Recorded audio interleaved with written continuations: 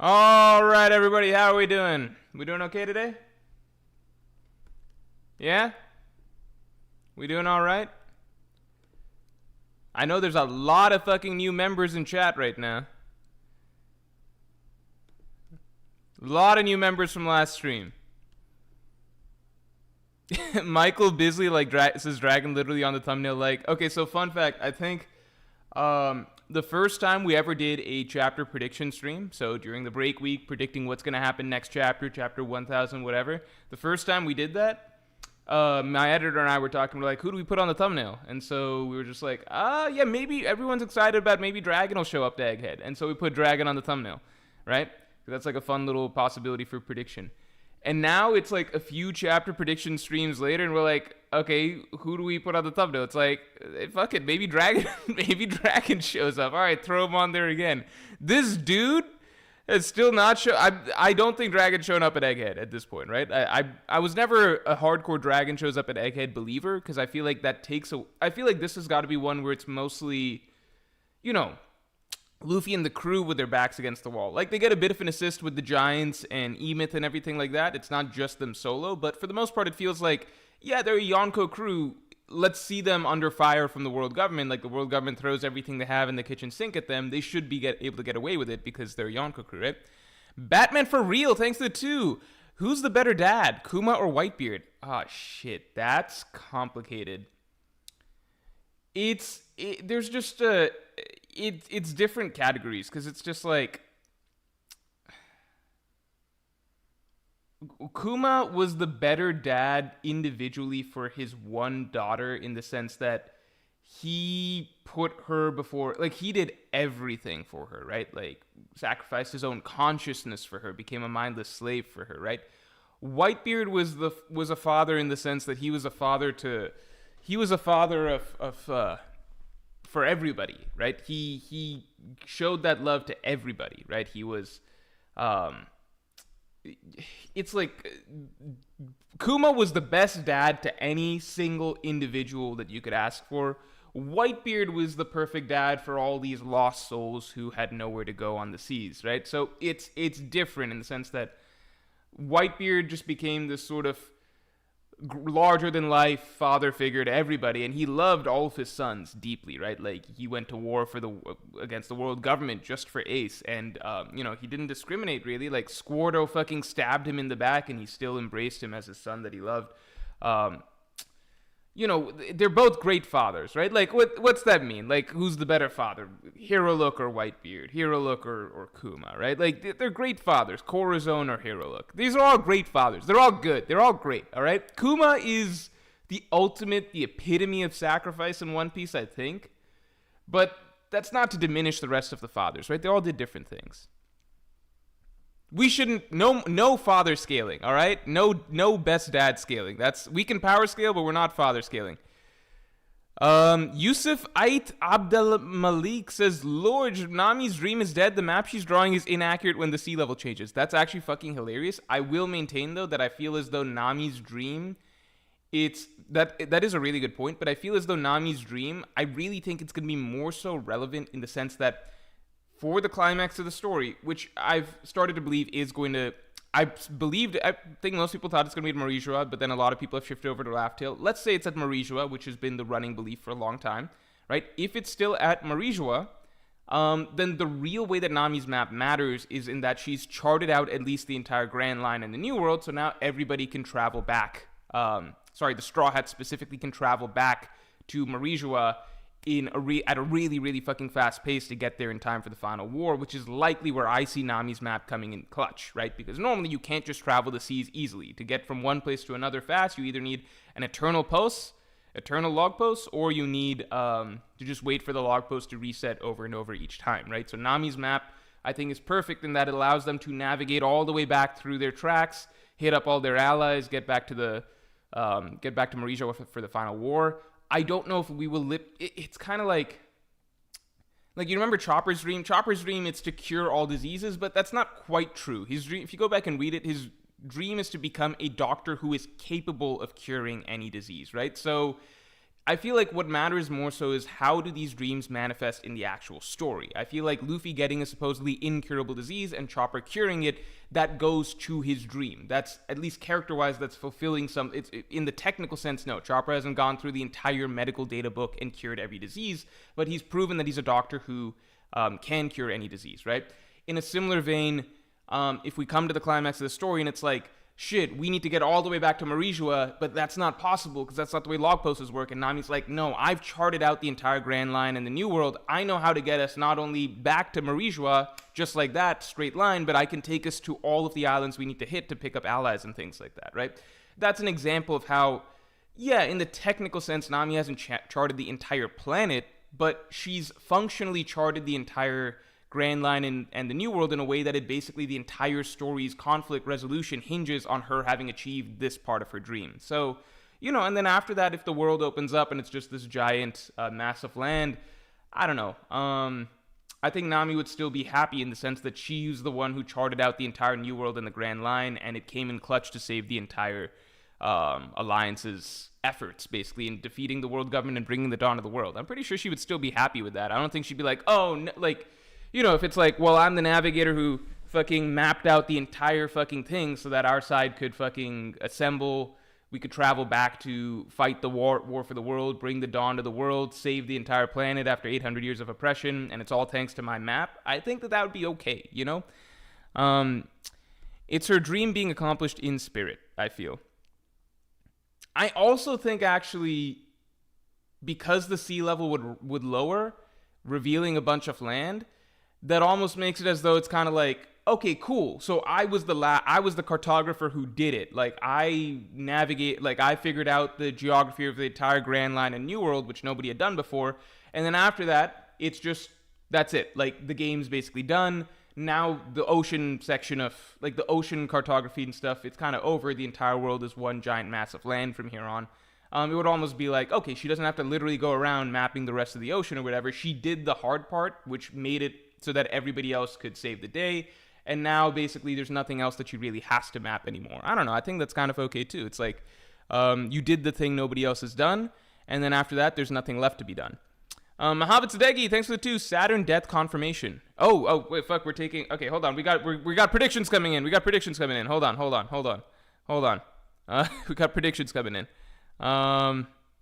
Let's go.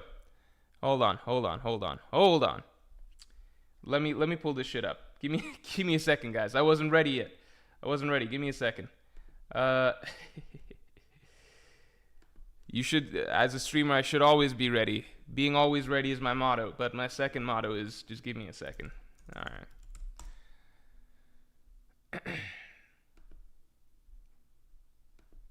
right. Before we get to that, let me just read out other shit. Akash Panda, thanks for the 10. Watched 47 Morjcasts thanks to 02657. 02657's gifted membership. Left comments. Holy shit. Akash Panda, thanks so much. Also, thanks again to 02657 who came in real clutch last stream, and Sheriff Lafitte for coming in super clutch last stream and just gifting so many of y'all memberships. So many of y'all are members right now, thanks to those two. Not sure if you... So, Akash Panda saying he left comments on all 47 Morjcasts. I'm pretty sure there's more than that, but I might be wrong. Not sure if you'll read them since they're late. Do read my comment on how Nika was erased video. You'll find it interesting. Okay, I can make a note of that. How Nika was erased video. Hold on. Akash Panda on how Nika... I could read that right now. If you could tell me how far back the podcast goes. Let me see. I'm just going to scroll real quick. Honk Shu, me, thanks for the 2. Predictions, Zoro and Venus kiss passionately. I am probably not going to put that up. I hope you can understand. Oh, you know what? 47 Morjcast. There's more on Patreon. There's actually more on Patreon goes back older because YouTube memberships became a thing more recently. I mean, not that much more recently, but you know what I mean? So there's I was doing podcasts exclusively on Patreon. Then once YouTube membership started, I started putting them on YouTube as well.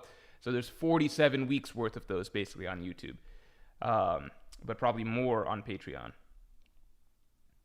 Yeah, Patreon goes back even years before that. On Patreon, it's like Morjcast is like Morjcast 100 and 150 almost. No, 160 or some shit. Yeah. Okay, Hongshu. I don't know if we're putting that one up, but I appreciate the. I appreciate the the enthusiasm. Here, let me see. How Nico was erased. So Akash Panda's comment on that. Oh wait, fuck. I gotta look at YouTube, right? How Nico was erased. Give me a second here. Jordan Taylor. Okay, we got some. Hold on. Jordan Taylor's got a prediction for the final war in general. All right, so prediction for the final war in general. Thanks, by the way, for being a Yonko tier member for 22 months, man. Final war predictions. Smoker leaves the Marines and fights Green Bull, who he ends up beating by smoking him like a giant blunt. That would be funny. Smoking out that Green Bull pack. Here, let's see. Going back a little bit. Going back just a tiny bit. I've already hit it. Nika was... Okay, how Nika was erased from history. Let's see. I actually don't see a comment from you here, Akash Panda. Let me share it real quick. I don't see a comment from here. So I'm not sure which... I don't know which comment you're referring to, but I don't see a comment here. So if you need me to look at it again later, just let me know. But at the moment, I'm not seeing a comment. Anyway, moving on. Jacob Prawn, thanks for being a Yonko tier member for 3 months. Hi, Morj. Very thankful for my 4th gifted membership. You got 3 months of membership. This guy's been fucking winning the lottery. Keep up the great work. Wado Dallas when. So, good news. I'm trying to take a vacation, a little mini vacation, partway through September. I want to go with my family to see Iceland. I wanted to see the Northern Lights for the longest fucking time. So I'd like to go with my family to Iceland. Which means that I would like to get the Wado analysis done so it can drop maybe right around then, and then that way I could take a week off. In the sense that, like, if I drop a big-ass analysis, I'll probably not do a video maybe the following week. I'll just count that as, like, if it's an hour-long video, I count it as counting for 2 weeks, you know what I mean? But I still think I can get it done before Egghead ends, and it might drop right around then, basically. And that might honestly time up really well with Egghead ending. Okay, so let me look at the previous predictions. Saturn death confirmation from Mohammed Sadeghi. Here, hold on, let me make a new thing. All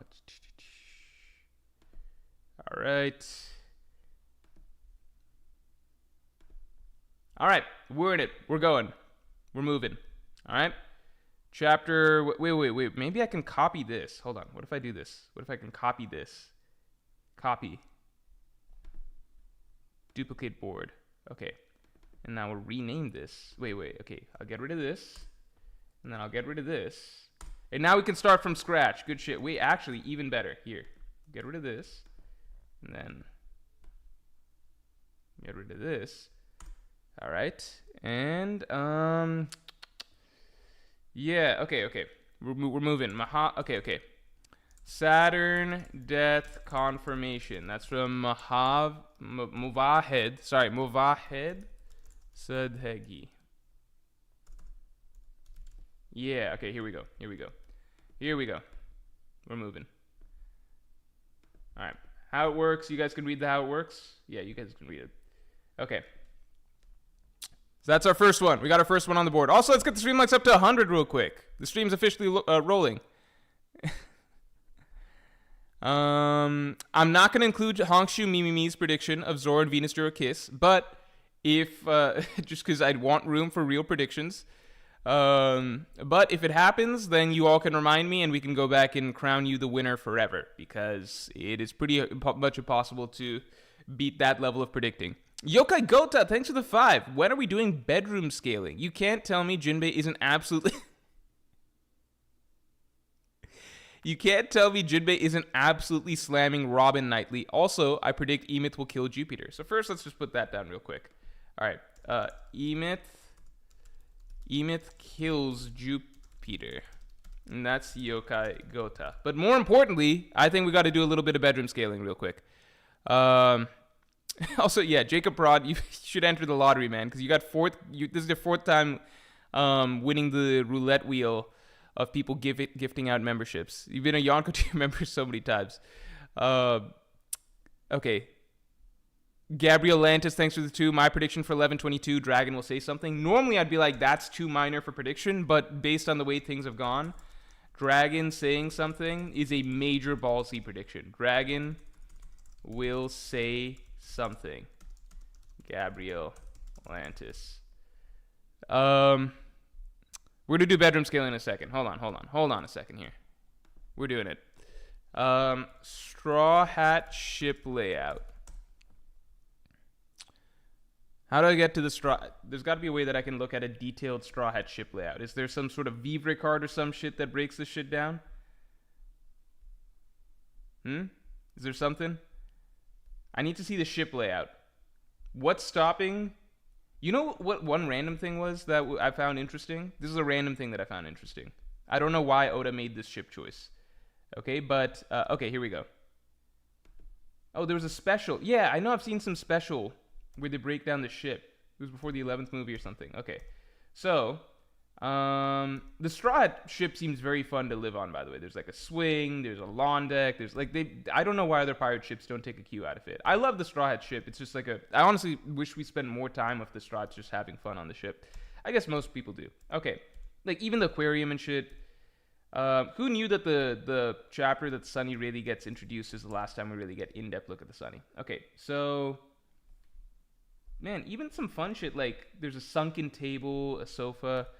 Okay, there's a change that Oda made between pre-time skip and post-time skip that I thought was interesting. It's a very minor change. Is it established somewhere? I'm pretty sure this is a real thing. Men's and women's quarters, okay? I'm pretty sure that pre-time skip, Nami and Robin had separate beds, and then for some reason, post-time skip, it swapped to them sharing the same bed. I don't know why Oda decided that he was like, oh, you know what would be good? Like, this is how we're improving.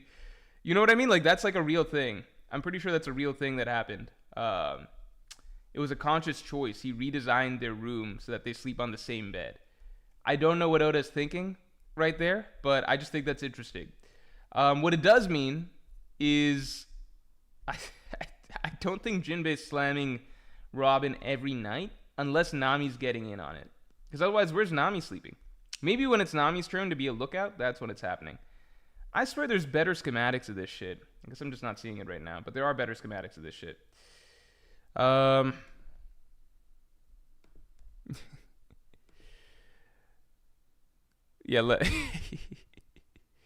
K-Maya says, I think he reversed that, Morj.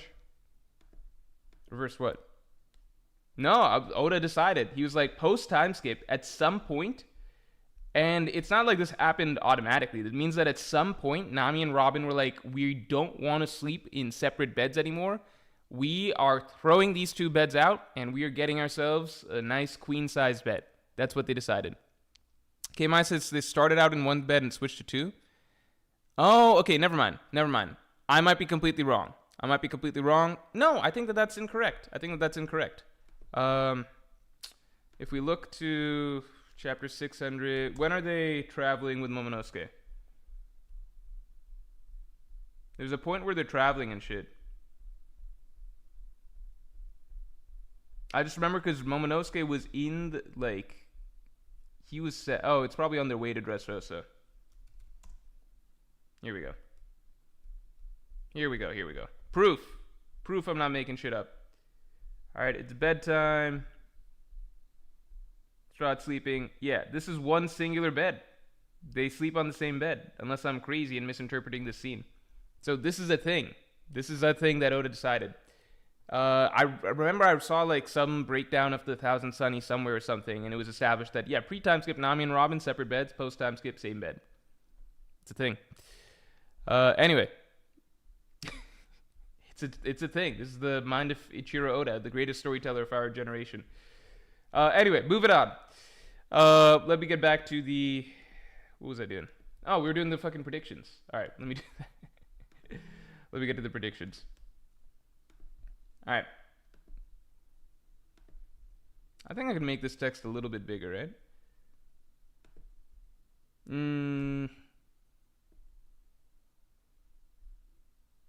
Nah, here. Let me move it smaller. I think I should just be more zoomed in. I think this is the solution. All right, this works. Okay.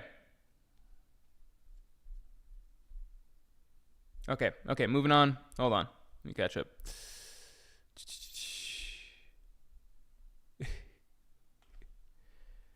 Jinbei is not fucking Robin, though. If anyone is, it's Franky. Jinbei is a fish. She wouldn't go for that. Okay, we covered Gabriel Antis. Okay. Lloyd Mawini, thanks for the 14. Saturn falls into sea and fades away. Everybody thinks he's dead, but then a pentagram is summoned on the coast of Egghead and Saturn respawns. Extension of Imu's power. That is an interesting idea. So the juicy part is Saturn is resummoned via pentagram. Lloyd Mawini. I like that.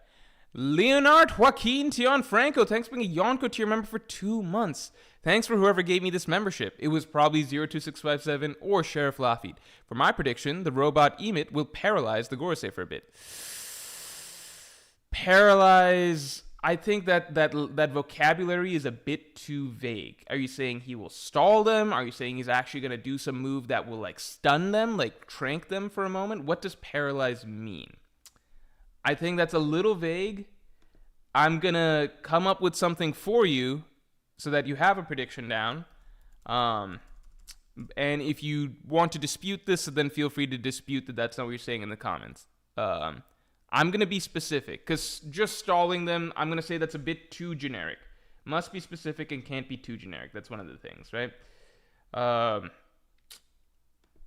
going to say for you, I'm going to say that you're claiming that Emit will have some paralysis technique on the Gorosei. Okay, so it's got to be a bit more specific. Leonard Joaquin Teo Franco. All right, there we go. There's 95 on YouTube. My bad. Akash Band is sending me a link.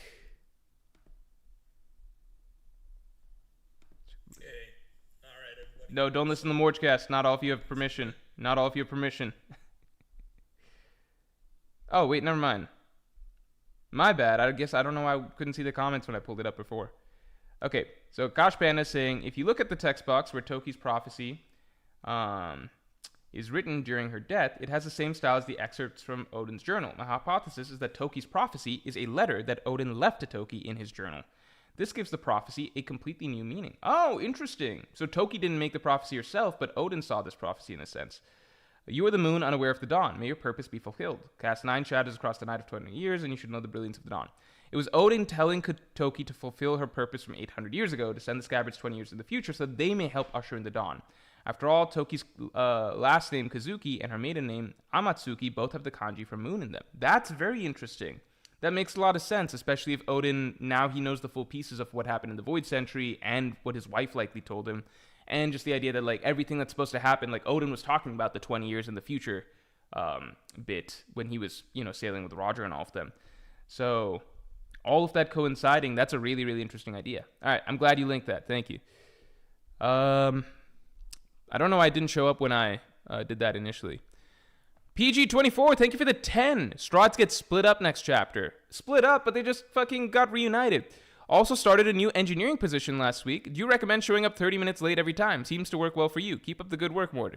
No, I would say show up on time for your engineering position. Different positions, there's different things involved. That's all I could say. But definitely show up on time for your engineering position. Also, I was not 30 minutes late. I was 15 minutes late. 15 minutes behind. All right? But because I rescheduled the stream, I'm pretty sure.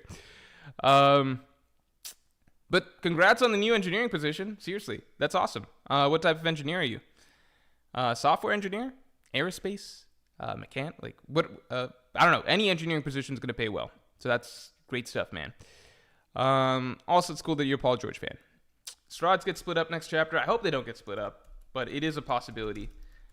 Oda does have, I think, just something turns him on about splitting up the Strats. He's like, this is when the story gets good, when I just move everybody into different pieces and then I have to do diagrams and shit. And everybody else is like, no, man, this is this is when the story gets fucking fucked up. But Oda's like, all right, this is the peak. I got all the characters together. Time to do my favorite thing.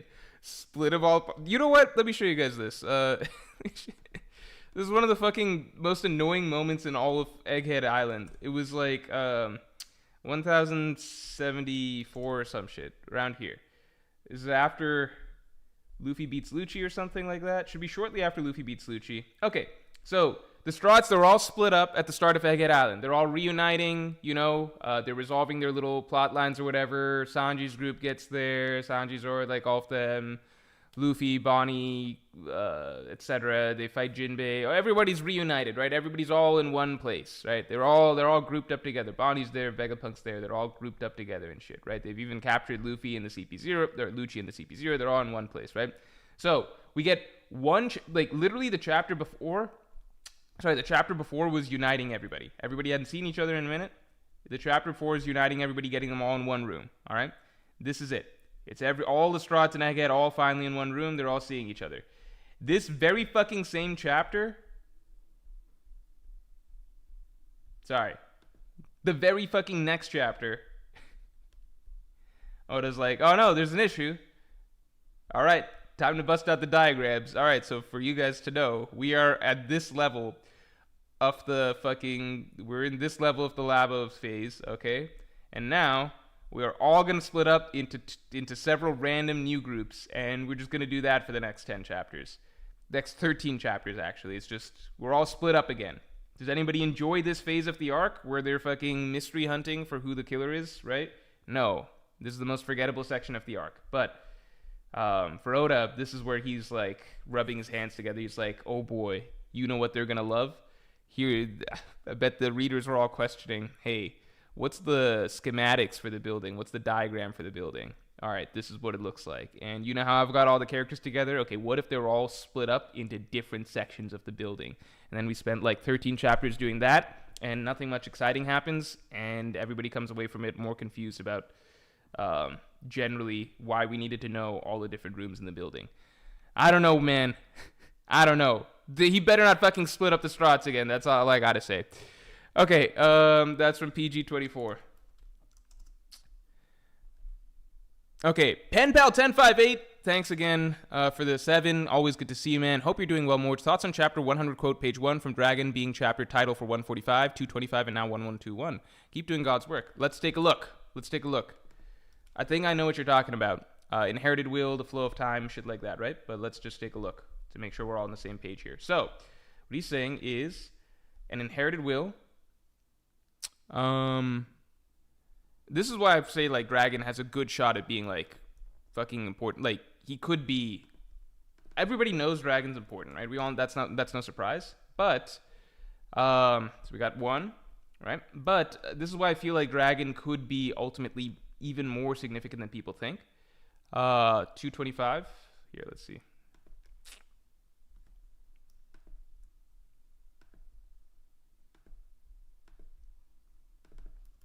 225, and then finally the upheaval of the era, right? Inherited will, people's dreams, the changes of the era, right? Essentially, the ebb and flow. Inherited will, one's dreams, the ebb and flow of the ages. That is beautiful. I don't like the way that Oda laid all of this out. I don't know if these moments signify a specific milestone in the story each time. I mean, the number 1 happened, I believe this is Drum Kingdom, right? While people love Drum Kingdom, I don't think it's a milestone moment in the story. This is obviously Luffy meeting Blackbeard, right? And the Bellamy scene. The ebb and flow of the ages. I feel like it's not milestone moments in the series necessarily, but it's moments that the meaning of what he's saying in each of these chapters is beaten in, right? Like Inherited Will, Hero Look to Chopper, perfect example of Inherited Will, right? 225, like this is the arc. Jaya into Skypiea is the arc that is most focused on dreams, right? And then of course, upheaval of the era. This is the change of the ages, right? So this is the arc that the ebb and flow of the ages matters. Like, obviously, it's being stamped in. Like, this is the moment that the entire age of the world is going to change, right?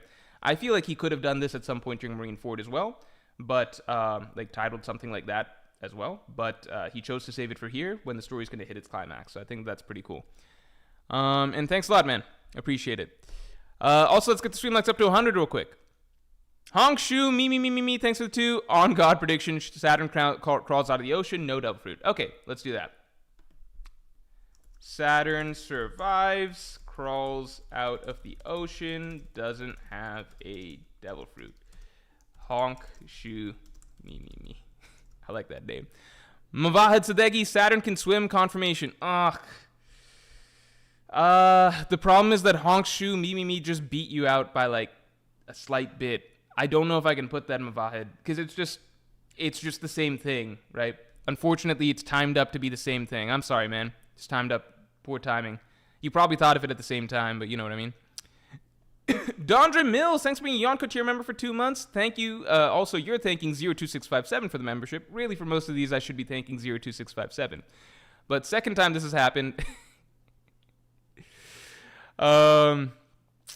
Yeah, a lot of people are getting in on, 2 or 3 time Yonko memberships just through gifts from people coming through. Very often 02657 or Sheriff Lafitte or even Hurrying Lyrics, things like that. So thank you all for... Everybody in these streams is very grateful for the people who swing through and do those sort of things.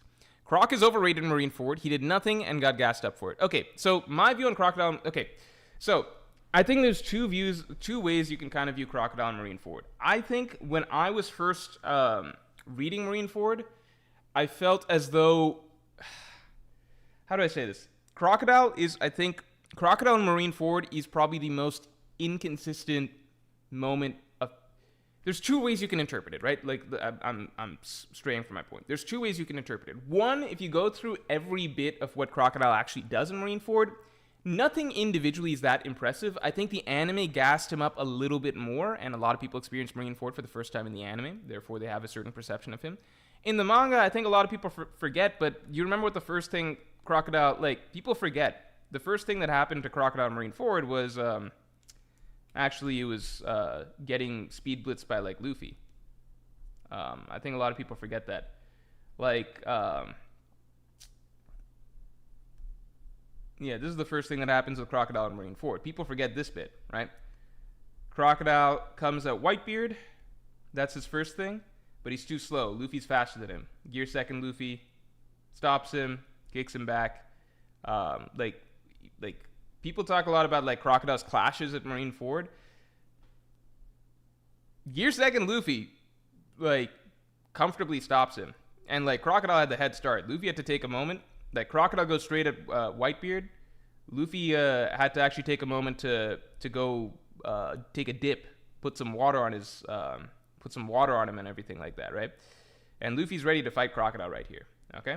So if you take this in mind, that like, okay, to begin with, Gear second Luffy is capable of at least like yeah, Crocodile and Luffy alabasted around. Like the first time around they fought.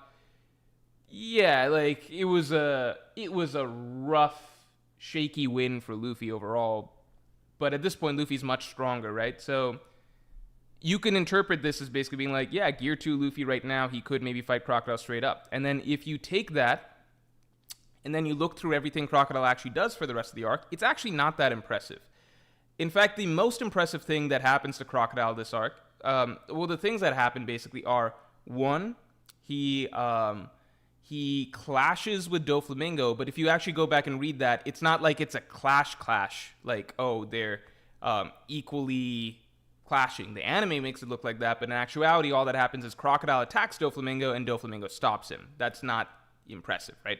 Characters attack other characters and get blocked all the time. That's actually what happens in the manga. The anime makes it look more like an equal clash, but in the manga, it's actually Crocodile rushes him, Doflamingo just stops him with his foot. Then later on, Crocodile attacks Mihawk. Mihawk also just stops him, right? And then the final thing is basically Crocodile uses his sand to cut Akainu in half. That's cool, but that's just a function of the sand fruit. The sand fruit can do like powerful attacks like that, right?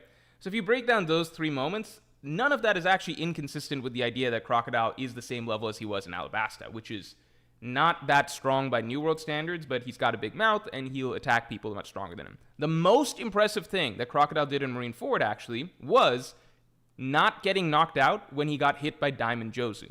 Because if you're like pre-time skip level, like Alabasta and East Lobby Luffy type level, then getting hit by fucking Diamond Jozu, one of the heaviest hitters on the planet, a Yonko commander, right? Like one of the strongest fighters in the entire New World, that should knock you out. Crocodile not getting knocked out by that is probably the most impressive feat that he has from Marineford objectively, okay? But then at the same time, you could say, well, Luffy has much more impressive durability feats in Marineford. Like, Luffy takes a hit from fucking Sengoku and doesn't get knocked out. Luffy's getting hit by Kizaru multiple times, Vice Admirals multiple times.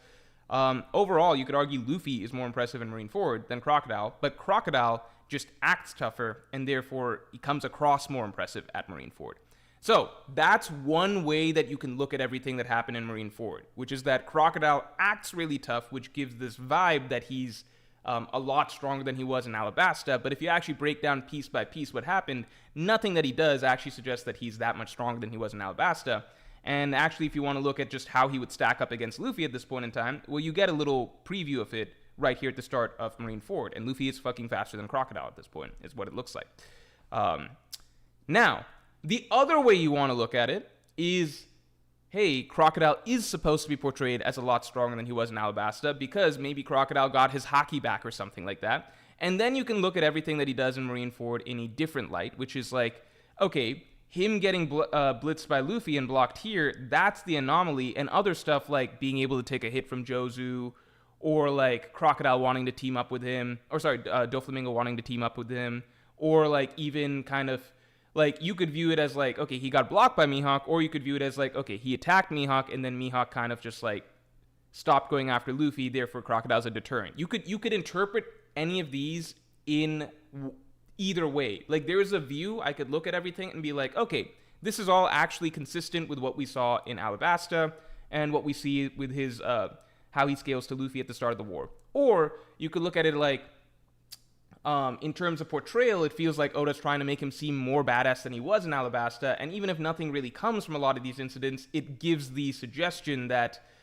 this character is taken much more seriously by strong characters in the world than you would expect from an Alabasta level thing. This little moment against Luffy is an exception, not the norm. Everything else, like the fact that Doflamingo respects him, he was able to cut Akainu in half, Mihawk and all that, like, you could add more weight to that. Basically, it's two ways you can look at it. Either one, you get what I'm saying? Like, Crocodile in Marineford is a real enigma. I don't know what Oda really is going for here.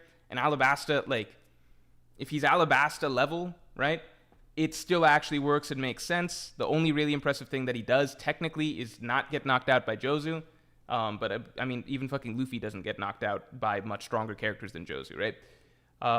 Or you could look at it like, no, Oda's trying to reestablish that this is how he was kind of treated and the kind of level that he was at in his prime.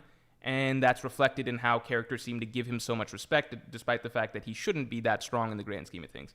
You see what I'm saying? So Crocodile in Marineford is very complicated. I hope that next time we actually see Crocodile in battle, something will be established as to, like, maybe he regained his Haki or something post-Impel Down or something. We don't know. But I do think it's an interesting little, like, there's just two ways you can view it. One, there's no inconsistencies, or two, he must have regained his Haki or something, and that's why characters treat him like he's a big deal, even though logistically he shouldn't be that big of a deal, right? Henry Peters, thanks for the 5. We will see Shanks show up, or Kizaru wakes up. We will see Shanks show up, or Kizaru wakes up. Oh shit, that's a big prediction. All right, hold on.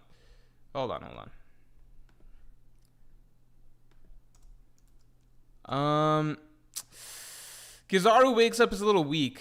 I will say Shanks shows up at Egghead. Kizaru wakes up, I think, is a little weak, like, because he's technically awake right now. He's not knocked out. So you need to give me something a bit more. But thank you for your first super ever. I'm going to put down Shanks shows up at Egghead.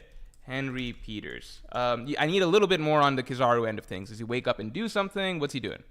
He's already technically awake. Also, let's get the stream lights up to 150 real quick. JMT93, thank you for the 10. You think Oda is intentionally holding out on showing the Gorosei using their Haki to any great effect, or is he just using them to hype up the Strats while not giving them any real good feats? Okay, so I feel like, I think with the Gorosei, right, I think you have one War Curie. I think legitimately the order is just in the planets: Mars, Jupiter, Saturn. If you look at Saturn and Jupiter, they've generally been ass. Saturn gets his ass handed to him by everybody, right?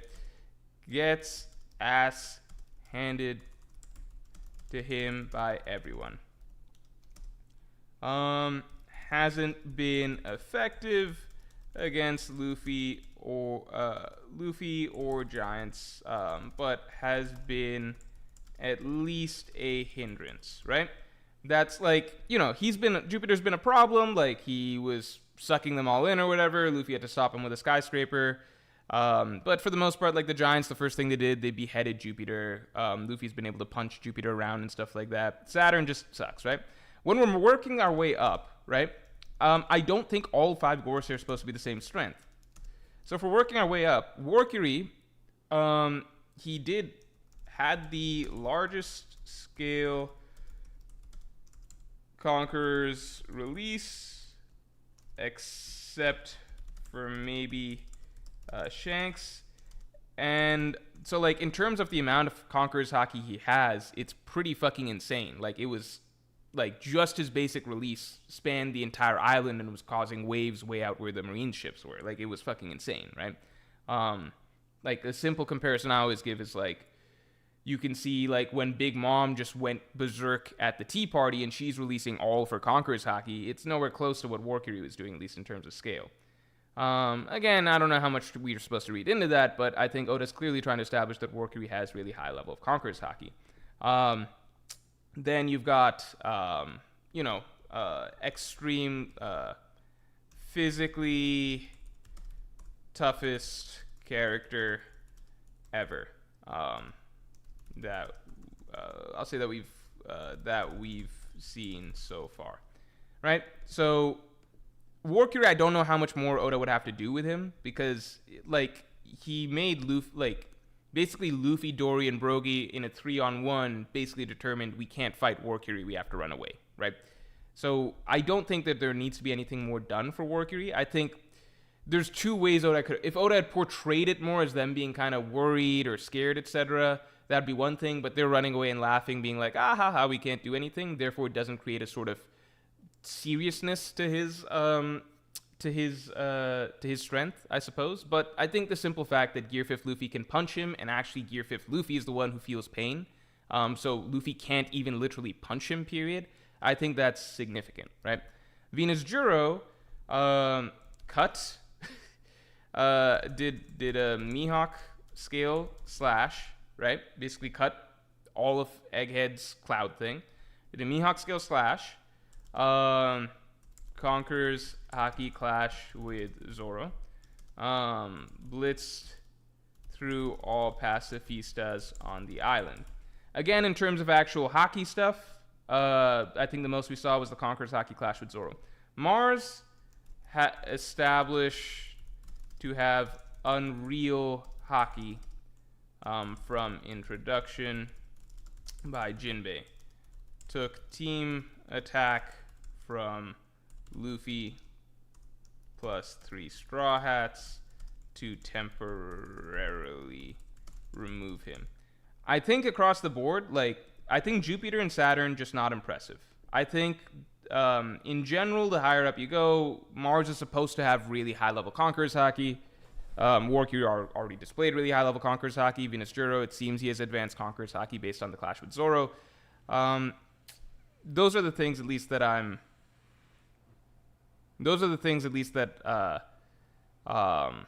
I'm getting. I think that at the same time, he doesn't want the Strats to lose here, so it's kind of like the Strats are fending them off successfully in different ways, right? So yeah, it took a lot to get rid of Mars, I would say, but at the same time, it feels as though, like, okay, well, the Strats could get rid of Mars when they really wanted to get rid of Mars. So it's weird because usually to really establish a sense of threat, you want the villains to win in some way. You want the villains to succeed in some way, right? Like when CP9 crushes the Straw Hats at Iceberg's mansion, it establishes a real sense of threat, right? Like, fuck, the Straw Hats can't beat these guys. They need to get stronger to be able to catch up. Here, the Straw Hats have been okay, right? They've been generally okay. It's been a lot of chaos. Like, a lot of it's the Straw Hats running away. A lot of it's them getting help from Emeth to the Giants, etc. But they've been able to survive for the most part. And I think the biggest thing is just tone, which is it just comes with Gear 5th, etc. Like, the Straw Hats, like, Luffy's just always laughing and having fun. So nothing really hammers in a sense of threat from the Gorosei. Even if the Gorosei are being like, Luffy is outmatched against Warkiri, it feels like, at the moment, and he's having to run away. But because he's laughing, having a good time, it doesn't feel like that big of a deal. Whereas if we saw Luffy really scared and worried or something like that, and he's worried that his crew's going to die, that would establish a much more greater sense of threat from the Gorosei. So with the Gorosei overall, I think they've, like, okay, the bottom level ones have been unimpressive. And then as you go higher and higher, I think you get more and more impressive. I think the biggest thing missing is just a sense of... the sense of tone, which is not the sense of tone, but just the tone. If the tone established more so that we should be feeling a real sense of threat from the Gorosei for the Straw Hats, I think that would go a long way. But it does feel like the Straw Hats are just going to make it out, and the Straw Hats have been able to, in various ways, just be able to fend off the Gorosei or get away from them. So I think you kind of got to pick one or the other, because Oda wanted things to be like, this arc is a really big, successful arc for the Straw Hats, where they give a big fuck you to the world government and everything like that, right? But at the same time, Oda wanted to use this arc to establish the Gorosei as endgame threats. So there's this sort of push-pull of what the tone of the arc is supposed to feel like. Because really, you're supposed to commit to one either way, right? Again, the Water 7 moment is a great example. Just crush all the Straw Hats, have them be no match for CP9. That establishes a sense of real, like, intimidation, fear, heading into the CP9 being opponents following up this, right? It doesn't work as well if it's kind of like, okay, we're going to have the Straw Hats fight CP9 at Iceberg's mansion, and the Straw Hats are going to, like CP9's clearly going to be very impressive, but the Straw Hats are also going to be, like, laughing and fend them off and everything like that. That's not as exciting for their rematch in Enies Lobby down the line, and doesn't really set them up in the same way. Spade, thanks for being a Yonko tier member for 21 months. Okay, the last thing I'll say on that, it's, I think, just, if I were to really cap it, I would say that what we're experiencing right now with the Gorosei is a disconnect with, like, plot-wise, what Oda needs to set up right now, which is the Gorosei as endgame threats that feel like endgame threats, and tonally the final sense of triumph that Oda wants to have at the end of this specific arc, which is, it should be a successful, triumphant arc for the Straw Hats, right? So those two things are kind of contradictory. So, I don't know, it's just tricky, because the Gorosei, they look scary. There's so many panels where they seem really scary, like Morj looming over Lucci, or all of them surrounding Emeth and everything like that, or their first introduction, and, like, there's a lot of talk about how scary they are, but then it often doesn't translate into how Luffy's viewing them and stuff like that. So, it's just tricky. I'm going to stop beating that dead horse now. Spade, thanks for being a Yonko tier member for 21 months. Do you think we will get Emu's face reveal by the end of Egghead? I think by the end of Egghead, or in between Egghead and the next arc, I think we could get something. I think soon, though. I think soon. Blazing Blue, thanks for the 10. A cool Egghead parallel is how Garp's lesson of leaving the old man to die so somebody can save themselves and a baby is the exact same situation happening with leaving Bonnie and leaving Vegapunk and escaping with Bonnie. Holy shit! Big props to Blazing Blue. That is a great, fantastic point. That is a fantastic point. And Vegapunk practically gives himself up because he's like one of his final things is like, please take Bonnie with you on the ship. She has to survive. I really, really like that point. That's a really great parallel. It plays directly from the Hachinosu raid to what we're getting right now. Really, really like that. It's a fantastic point. Fixed screen brightness? What do you mean fixed screen brightness? Oh, this shit again? God damn it. Oh my god. All right, hold on. I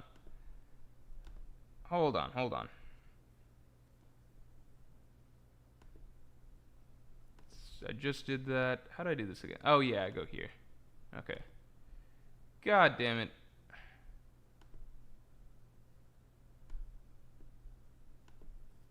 Okay, so because it's the reason it's like that is because it stays that way after I do the episode reactions. Thank you very much for telling me, guys. You guys just got to spam that right away because I'm gonna forget. Unfortunately, is one of the big things. Spike Kirby, thanks for being a Yonko to your member for 2 months. Giant robot does a father-son Kamehameha. One-armed giant laser. Oh, like that defeated Cell? Okay, I can see that. I like that. Emeth does a Kamehameha with one arm. Spiked Kirby. Morj will fix screen brightness is the prediction, says Joey217. I feel like you guys should have said this a little bit earlier. Although I should obviously have figured it out way earlier. And I found this out embarrassingly late. I feel you guys just got to spam that. I'm just not going to notice that until it's time. Mr. Yonko tier member comment from Joe. Thank you, the hero who gifted me. This is the 4th membership gift or 3rd. I don't remember. Fuck, man. Some people are just getting these out here so often. For some people never get it. Like some people I know in the streams are like, fuck, I always miss these when they happen. For your prediction, Saturn recovers and kills either Dory or Brogy. Whoa, what? That is insane. Kills either Dory or Brogy. Dory or Brogy dying? I literally can't imagine Dory or Brogy dying. Not that I would like care that much emotionally. I just feel like I can't imagine Oda doing that. I feel like there's got to be one of Dory or Brogy. He just likes them. That's from the Joe. That's a really bold prediction. That's cool. I like that. Eyes96, thanks for the 5. Giantess Mono Robin and Gear Third Luffy is all I'm saying. Also, chat's saying turn up the brightness. I'm sorry about that, guys. Hey, let's get the stream lights up to 150 because the screen brightness got fixed. You're saying Giantess Mono Robin and Gear Third Luffy. They'd be a good fit. I'll say that for sure. Eric J.O., thanks for the 2. Prediction, Emeth's weapon is a giant slingshot. Usopp foreshadowing? What? I mean, it is giant related, and Usopp likes to... I don't know. That's interesting. I like that. Emeth's weapon is a giant slingshot. That's a really cool idea. Eric J.O. Love that idea. Dick so small I piss on my balls. Thanks for the 5. Okay, so you're continuing on the time travel chain of events that you've been talking about. Luffy is displaced back in time, and Iron Giant's failsafe is triggering a knock-up stream that blows away Elder/Egghead. Dude, I don't know. Are you going? I'll make these as 2 separate predictions for you. Luffy is displaced back in time. For those of you who don't know, Dick so small I piss on my balls has always, for a long time now, been on the Luffy time travel, sent back in time, something like that, train. It could happen. I mean, time travel has become more and more relevant recently in the story. Dick so small I piss on my balls. Emeth triggers a knock up stream.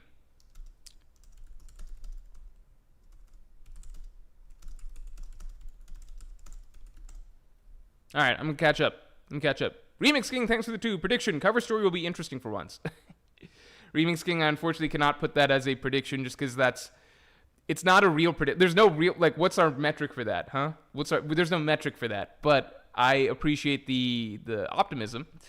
PG24, thanks for the 20. I'm an electrical design engineer. Ah, thank you. We need people like you because the world runs on electricity, and you know, it's just the way it works. I don't really know what else to say, but that is cool. I'm also not a Paul George fan. What? I changed your name on here because you never pronounced my last name right. Then why'd you change it to 24? PG24. I'm sorry, man. Mark my words, Strats will not arrive at Egghead altogether. I assume you mean at Elbaf. That's an interesting idea, man. I mean, it's up there. Strats will get split up. There are a lot of ships that they have to work with now. They got the giant ship, the sunny ship, all of that. Damn. Sean Easton, thanks for being a Yonko. Always, thanks for being part of the streams and everything, Sean, and everything you contribute. Thanks for being a Yonko tier member for 18 months. Prediction, Vegapunk's speech isn't done, and Kizaru intercepts the Gorosei to stop them from destroying Emeth. Ooh, okay. Vegapunk's, I'm going to keep these as 2 separate things. Vegapunk's speech isn't done.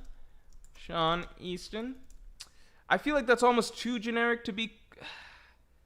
I think that might fall under too generic, right? Because okay, let's look at these. This is bold. This is bold. Technically, bold. Saturn survives. Shanks shows up. Bold. I think Vegapunk's speech continuing is too simple. I think that's a bit too simple. I think we're gonna need something a bit more specific. So I'm gonna go with the other one. Kizaru intercepts the Gorosei to stop them destroying Emeth. Sean Easton. Most Masotes. Thanks for being a Yonko tier member for a month. Don't know who gifted my membership. It's 02657 or Sheriff Laffy. But thanks. Prediction, Luffy and Bonnie fall exhausted together. I could roll with that. Luffy / Bonnie fall out of Nika form exhausted together. I think that's specific enough. Most Masotes. Yeah.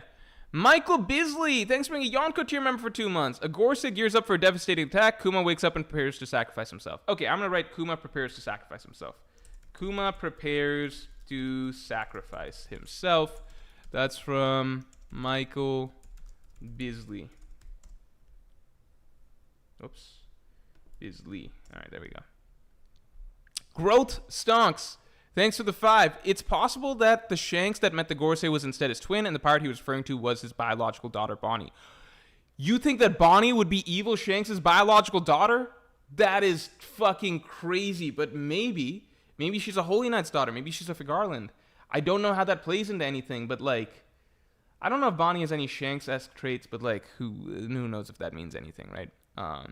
That's interesting because Bonnie's going to Elbaf after this, where Shanks would likely be.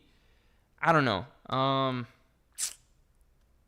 That's a cool idea. I just don't know if Bonnie's father is supposed to be a notable celestial dragon, but at the end of the day, if we are revisiting Marijua, it would be in some sense, right? We're gonna see some. We would find out, right? Hiyo, thanks for the 5. Emeth will remember something Joy Boy said, similar to what happened when he got back up from the ocean. So like flashback conversation. Hiyo, I think that's too simple. I think things that, like, so for example, it's the same reason I didn't just put the suggestion that Gorosei is going to wind up for a big attack. I think continuing to remember things Joy Boy said, I think it's too simple. Same reason I didn't put Vegapunk's speech continues. We got to be a little bit more. Even this one, Luffy and Bonnie fall out of Nika form exhausted together. Even that one, I'm saying is like a little bit, I don't know. That's on the borderline. I think I need a little bit more than that, Hiyo.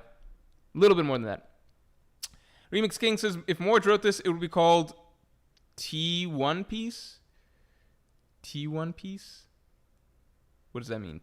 Tone to One Piece? What does this mean, Remix King? What does it mean? Am I missing something? Tone Piece? Oh, Tone Piece. I see, because I was talking about tone a lot. Yeah, that makes sense. Tom, thanks for being a Yonko tier member for 22 months. Thanks for the long-term support, man. Thanks for the content, Morj. It always helps when I'm feeling down. Hey, that makes me happy to hear, man. Honestly. I'm happy I can provide entertainment. Predictions. There will be a melodramatic Kaku and Stussy scene that makes you cringe. I'm happy. I love that prediction. All right. Also, let's get the stream likes up to 150 real quick. Melodramatic Kaku Stussy scene that makes you cringe. Tom. I think, the only reason that the Kaku Stussy stuff I don't view as, like, genuinely terrible, the only reason I don't view it as genuinely terrible is because we know Kaku. Like, I think everybody likes Kaku to some degree. Like, Kaku's our guy. You know what I mean? Like, he's not necessarily, like, a fan favorite, but I don't think anybody finished the CP9 arc and was like, you know what? Fuck Kaku. It was kind of just like, hey, out of all of CP9, one of them wasn't, like, an absolute asshole. And that was probably Kaku, Actually, a lot of CP9 weren't assholes. Let me think. CP9 were mostly doing their job. Lucci was an absolute asshole, right?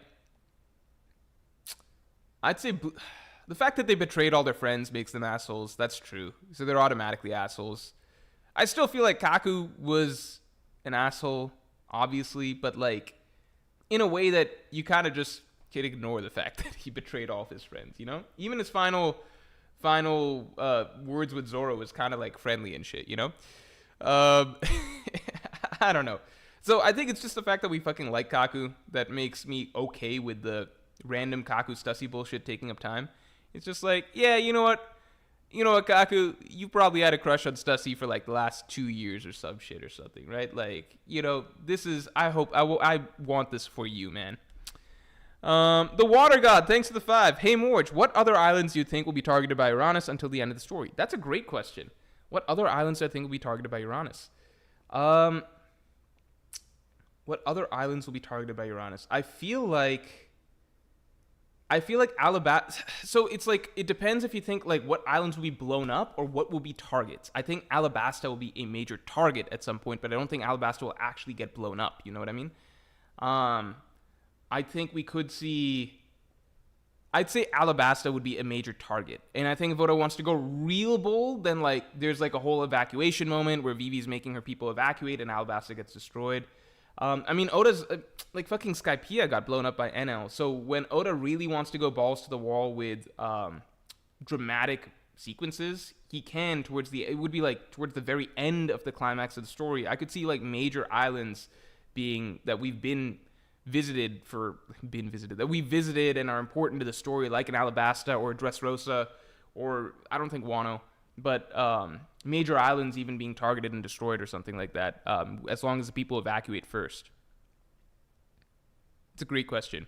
Juinio2, thanks for the 5. Emeth connects to Uranus and uses it on the Gorosei as the Straws escape Egghead, turning another government weapon against them per Joy Boy's request. I like that. That's hardcore. That's a great possibility. I don't see that possibly happening because I don't know if if the good guys can control Uranus. That's a bit much. Whoops, this is from Jui. Okay, hold on. Emeth connects to Uranus and uses it on Gorosei as Straw Hats escape. And that's from Jui Neo 2. Anuj Agarwal, thanks to 2. Akainu decides to go find the One Piece. Ooh, that's a bold decision. Oh, that's a bold comment or prediction. So I had a little thought right here. Right here, I'm going to put you down, right? But I'm curious. So you see when we cut in chapter 1121, when we cut to Marineford, we must find it first. Who's going to save the people? Think, idiots. Do you think that that's Akainu saying that, or are these generic Marines? What do you guys think? Is this Akainu saying this shit, or is this generic random Marines? Also, let's get the streamlights up to 200 real quick.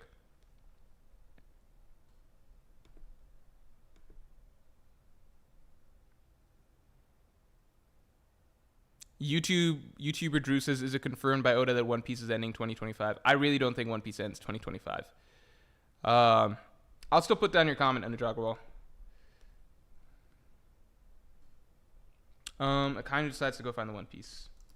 Akainu decides to go after the One Piece. Generic Marines? Probably generic. Yeah, it makes sense. Dick so small, I piss on my balls. Thanks for the 2. Look up Oda's depiction of gender swap Bonnie. All right. Is this going to depict her as like a kid or as an adult? Gender swap Bonnie.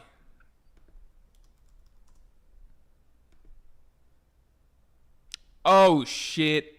I've seen this image before, too. Here, let me show you guys. So this is gender swap Bonnie we're looking at. That is... Fuck. That would be interesting if Bonnie's father was Shanks' brother. Whoa, holy shit. Hold on. Connecting the dots here. Connecting some dots. Here's some dots being connected, all right? Dots being connected. All right, you guys ready? Who wants to connect some dots? All right, we're going to go back to chapter 1 of One Piece. Right? So, what's the dynamic between Luffy and Shanks? The dynamic between Luffy and Shanks is Luffy's this fucking little kid that wants to join Shanks' crew as an apprentice. Shanks says, no, yada, yada, yada, blah, blah, blah, blah, blah. But, at the end of the day, Luffy essentially it comes away from it, like, basically being Shanks' protege, wanting to follow in Shanks' footsteps. Shanks gives him this hat. Big deal, right? Now, what are we looking at in the modern day dynamic between Luffy and Bonnie?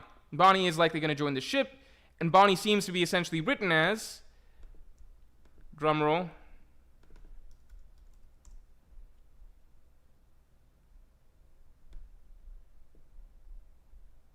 Fuck.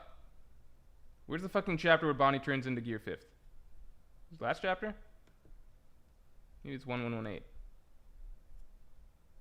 Hold on, the drum's still rolling. Alright, the drum roll has not stopped. Here we go. Who fucking designed this page? Why does this page look like that? Who did this? Who did this to this page? Oh my god. Anyway. But, now it seems like Bonnie may be joining Luffy's crew, essentially as a follower in the footsteps of Luffy, following in his footsteps, inspired by Luffy, the apprentice, the cabin boy of the crew, right? So, hold on, let me just piece my thoughts together. In a way, it's not like Bonnie's Shanks' daughter, but if, hypothetically, Bonnie was a Figarland child, Shanks' niece or some shit, it would be a nice little, you know, flow of things, of like Luffy following in Shanks' footsteps, then Shanks' niece following in Luffy's footsteps. That's an interesting little idea. Not saying I buy it, but, you know, it's cool to think about. Right? Cool to think about. Yeah, great little point. Great point. Alexander McFadden, thanks for joining the Yonko. I hope you enjoy listening to the podcast. There are many podcasts that you can catch up on, and of course, there's a new podcast coming out this Friday. I think the podcast that I dropped last Friday is pretty interesting as well, if you want to check that out. But thank you for the support. Yami, thanks for the tooth. Thor throws Mjolnir, and Usopp grabs onto it. Teehee. Okay, I'm not gonna put that up, but that's a fun idea. Ali H, thanks for the two. Do you see Laugh-Tale being a Gaimon-esque island? Okay, so here's what I think of Laugh-Tale. I personally think that, okay, a Gaimon-esque island as in, how to explain this? Because I've talked about how chapter, I think 16 or 18, it's chapter 16 or 18. Might be chapter, oh no, it's chapter 24 or something like that, right? Come on, man. God damn it. Is it 24, 22? 22. Can't believe I'm so off on this. Okay. Chapter 22, right? So, a Gaimon-esque storyline as in, like, they get to an island, right? They get to an island. It's an island that this guy has been looking for a treasure for. Like, he knows that there's a treasure. He's been trying to get to this treasure for a long-ass time. They even talk about the One Piece here, so that Oda's trying to make direct parallels to the One Piece. Gaimon's trying to get to this treasure. Everybody else kind of gave up on this treasure, but Gaimon didn't quit, right? He's like, there is treasure there, I believe. He got to the treasure, right? Turns out that the treasure is empty. The treasure that Gaimon's waited on for all these years, there's nothing there, right? There's nothing there. So, is it going to be a Gaimon-esque island? I think that the messaging of Gaimon's story is going to be significant in some way. There's something that Oda's getting at in some way here. I think the One Piece will be something, and it'll be something of great value. I think Oda even outright said that the One Piece is going to be something that matters. It's not just going to be some bullshit ending, right? But I wouldn't be surprised if it's an ending where the treasure is not exactly what you would organically expect, and like a type of treasure that many pirates would be disappointed to get, right? Like a buggy wouldn't be happy to get whatever the One Piece turns out to be. That's my feeling. Sekai, thanks for the two. We get Mihawk dialogue. We see other God's Knights. Okay, I like that. I can put down both. Okay. We get Mihawk dialogue, and that's from Sekai. And then we see other God's Knights. I like that. I think both are possible. All right, good shit. All right. Caught up on supers here. Alexander McFadden, thanks for the two. We will see or mention a new, different / rare race. Okay, now we got to start over. We got to start over here. Thank you, by the way. We will see or mention a new / different race. Alexander McFadden.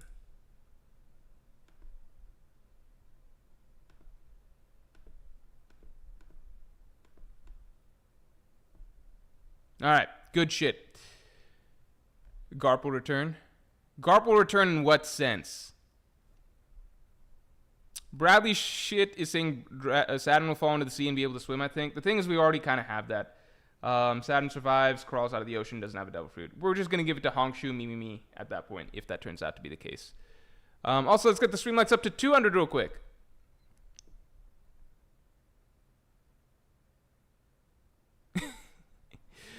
General Matuna says, my prediction is that Shanks' twin brother, Xnas, will show up.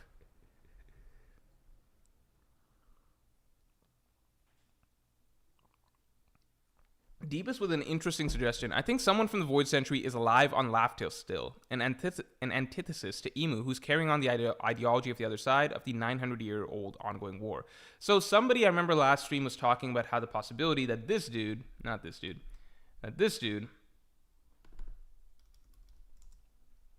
right here, not her. Let's get there. This dude is some sort of guardian at Laughtail or something like that. That would be pretty sick.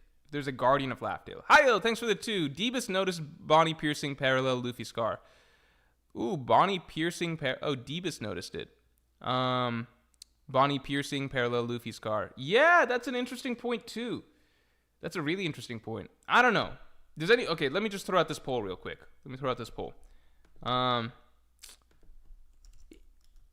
Could Bonnie be the daughter of a Figarland? Yes? No? I'll say is. Obviously, could Bonnie be the daughter of Figarland? The obvious answer is yes. Technically, she could be the daughter of Figarland. Is Donnie the daughter of Figarland? Is the real question we're getting at here. Oh, interesting. Antoine Richardson says, thanks for the 2. Luffy's mom is a God's Knight. Luffy's mom being a God's Knight? That's an interesting idea. Luffy's mom being a God's Knight. I just don't know how would she fall in love with Dragon then, right? Because I've heard stories of like Luffy's mom is a celestial dragon, and it's like, oh, that's interesting. She's like a good celestial dragon who just, like some forbidden romance with Dragon. Something happened there. That's interesting. But to be a God's Knight means that essentially you're fighting to protect Emu and everything, you know? People are on board with Bonnie being the daughter of Ifa Garland. Cool. I like that because the wheels are already spinning in my mind as to where this could kind of go and why this is happening, why Bonnie's being added to the crew right before Egghead. Or not Egghead, Elbaf. This is cool. I like this. 50-50, right? 50-50-ish split. I definitely see the possibility. Eyes96, thanks for the 5. I'll give this a shot. Kizaru finds Saturn and discreetly ends him. Oh, shit. I love that. Whoa, holy shit. Holy shit. That is a bold prediction. Kizaru, I love that idea, though. Finds Saturn and discreetly ends him. I love that idea. It would be... if I were to say I'm going to give my prediction, too, for next chapter in a second. Kizaru finds Saturn discreetly ends him. You're adding some symbolism. Yokai / devil vanquished by the light, then walks away, unclear of what to do next. Kizaru then walks away, unclear of what he should do next. I love that prediction because I love anything that gives Kizaru some sort of an interesting character storyline to come out of this, because I personally think that low-key, the writing around Kizaru this arc has the potential to be some of the most interesting character writing in all of One Piece, because it's taking a character that was before seemingly fairly one-dimensional, right? Like Kizaru's just the trolley but obedient admiral of the Marines. He wasn't complex like Aokiji or Akainu had the potential to be. And then you turn it into nobody's just like a blank-faced, one-dimensional, like I just do whatever I'm told type character. There's stuff going on inside everybody, including someone like Kizaru. And so far this arc, what we've seen is basically, the most we've seen is like he still is doing what he's supposed to do and what he's expected to do, but he's regretting it and is made to feel uncomfortable, or not even uncomfortable. Uncomfortable is sort of an understatement. He's being made to feel a lot over this, right? The question is, does any of this lead to anything? Does this trigger some sort of change? Does this lead to some sort of self-reflection? Or is this just sort of a passing sort of like, Oda wrote Kizaru into this arc, Kizaru's sad about what he has to do this arc, but ultimately, come Final War, Kizaru's just going to be another soldier on the side of the Marines and the world government that needs to be beaten, and there's not much more to his storyline. Is this the most interesting Kizaru gets, or is there something, is a setup for something big? I find Kizaru to be like a fascinating character, this storyline. The ones that I really love so far, like some are simple, like no offense, it's Sadeki, but Saturn death confirmation, it'd be cool, but it's not what I'm loving, like a really cool addition to the story. Let me see. Saturn being resummoned via pentagram or Saturn being alive in some way, I think would be really cool. Confirm some aspects of the Gorosei, but it feels as though Saturn's defeat felt like he should be kind of beaten last chapter. I don't know if he's dead, but in the sense that maybe he's out of commission for this arc. I don't know. Because it's symbolic, it's cathartic for Bonnie. If he's just back up next chapter, it might hurt that a little bit. I don't know. I hate this prediction. Strahd gets split up, but I can't deny it's possible. Saturn killing either Dory or Baragi, so something suddenly infusing significant stakes would be cool, but I don't know if this is meant to feel like a really sad arc for the Strahds. It could be cool.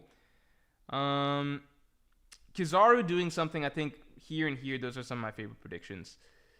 Kuma preparing to sacrifice himself, I fucking hope that happens in some way. Akainu deciding to go after the One Piece, that'd be a lot of fun. Anything with Mihawk would be fun. Seeing other Gods Knights would obviously be fun. Mega Leo Dom, thanks a lot. Emith self-destruction. Okay, we don't have that actually just yet. Everyone has Emith firing a weapon, but self-destruction not yet actually. Emith self-destructs. This is from Mega Leo Dom. Thank you.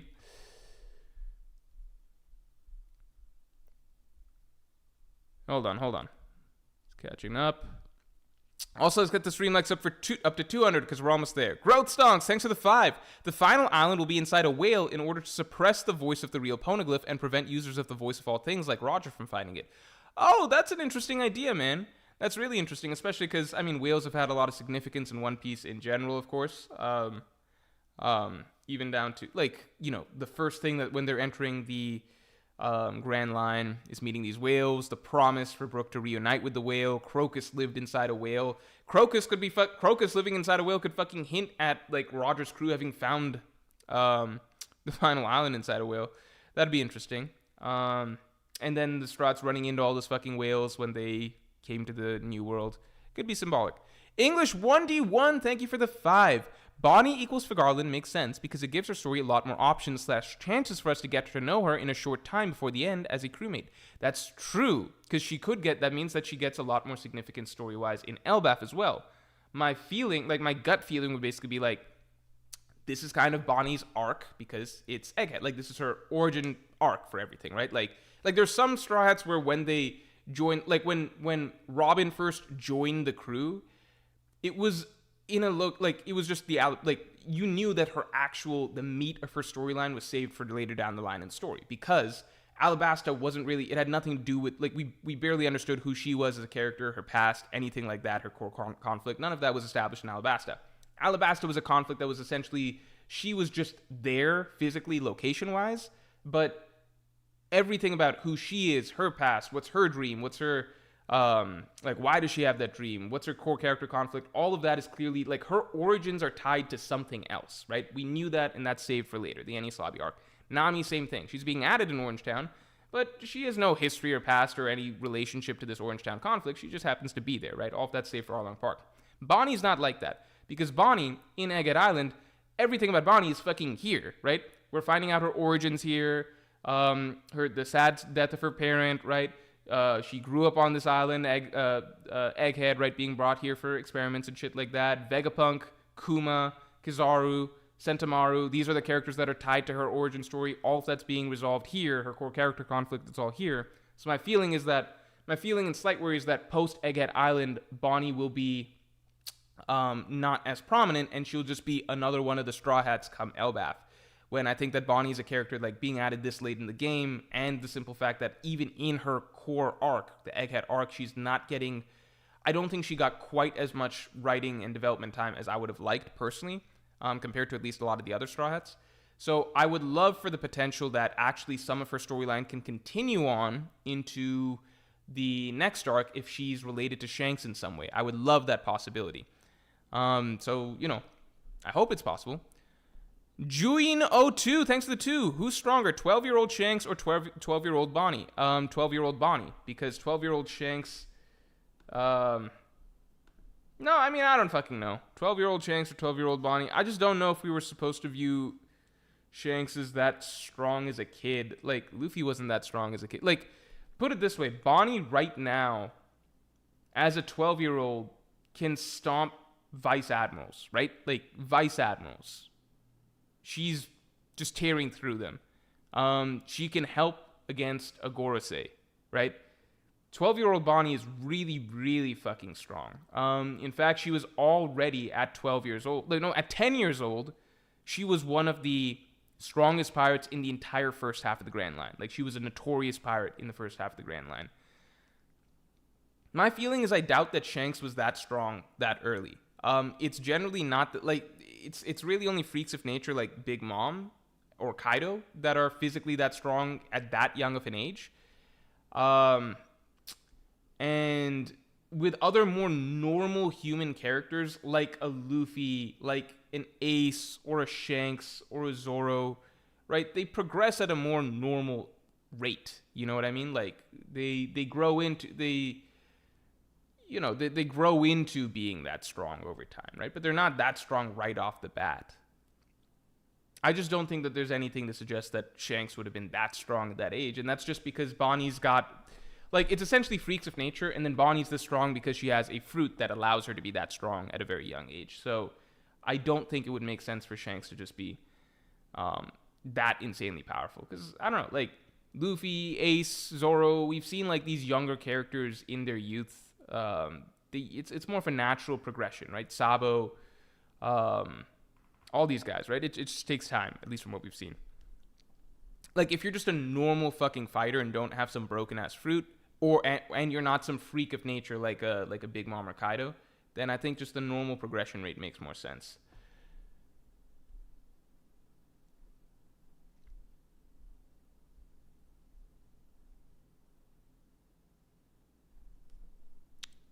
No, this is a break week. 1122 isn't coming out for a minute, as far as I know. Jordan Vance says, that doesn't undermine other pirates. Bonnie is legit special. Yeah, exactly. Like, Bonnie is just, she's very special, and, like, she's got a fruit, which the others don't. If you were to say, well, with Bonnie just fighting, you know, fisticuffs and stuff like that, like, she's just, like, if Bonnie's always in her kid form and doesn't have her fruit, how strong would she be? She'd still be very strong. We saw her beating up grown adults as a child and everything like that. So it's kind of more like the normal strong child, like, right? Like Luffy, Ace, Sabo, they were able to beat up wild animals as a kid. I feel like Bonnie would still be in that category for sure. But it's the fruit that, how do I put this? Bonnie's fruit is unfair because, for a child, because the definition of the fruit is it accelerates her to be able to fight as kind of like an adult version of herself, right? She can become an adult. She can fight as a distorted future version of herself, right? She can fight as a version of herself in the future when she becomes like if she were to become a giant, or if she were to become Nika, right? It's fundamentally not comparing 12-year-old Shanks or 12-year-old Luffy or 12-year-old Zoro to 12-year-old Bonnie, because her fruit is literally like, what if I wasn't 12 years old? What if I was a version of myself in the future? You see what I'm saying? Like, by definition, it almost doesn't, it's more so comparing like a hypothetical adult Bonnie or variations of hypothetical adult Bonnie to child Luffy, child Zoro, child Ace, child Shanks, things like that. That's my view. Jordan Vance says, and Bonnie does have a fruit. Yeah, but like that's the thing. Like Bonnie, like it's literally a fruit that changes the conversation from comparing her as a kid to an adult, because, you know. Remix King, thanks for the 5. The argument for 12-year-old Shanks is that his Haki could be understood to the point where he could have been strong. Imagine Ace controlling Conqueror's Haki. But, like, the thing is, like, just a child, like, Ace had Conqueror's Haki as a kid. We don't know if Ace hit the point of even being able to use advanced Conqueror's Haki as an adult. Sorry, something in my... as far as we know, that wasn't established. I don't think any of the Vivre cards or the Ace novel, like, it takes a long time.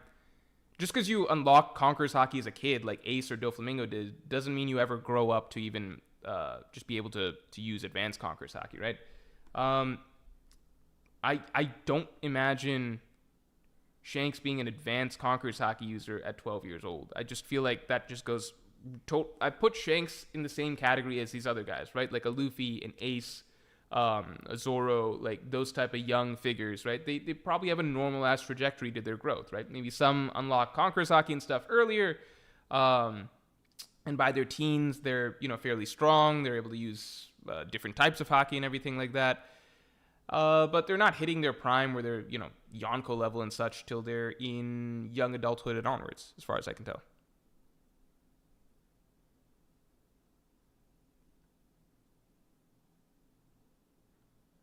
Connor for it says Oda had Bonnie literally fight her childhood monster when Luffy lets her punch Saturn. Yeah, I think Bonnie is probably the strongest child character that we've ever had in One Piece.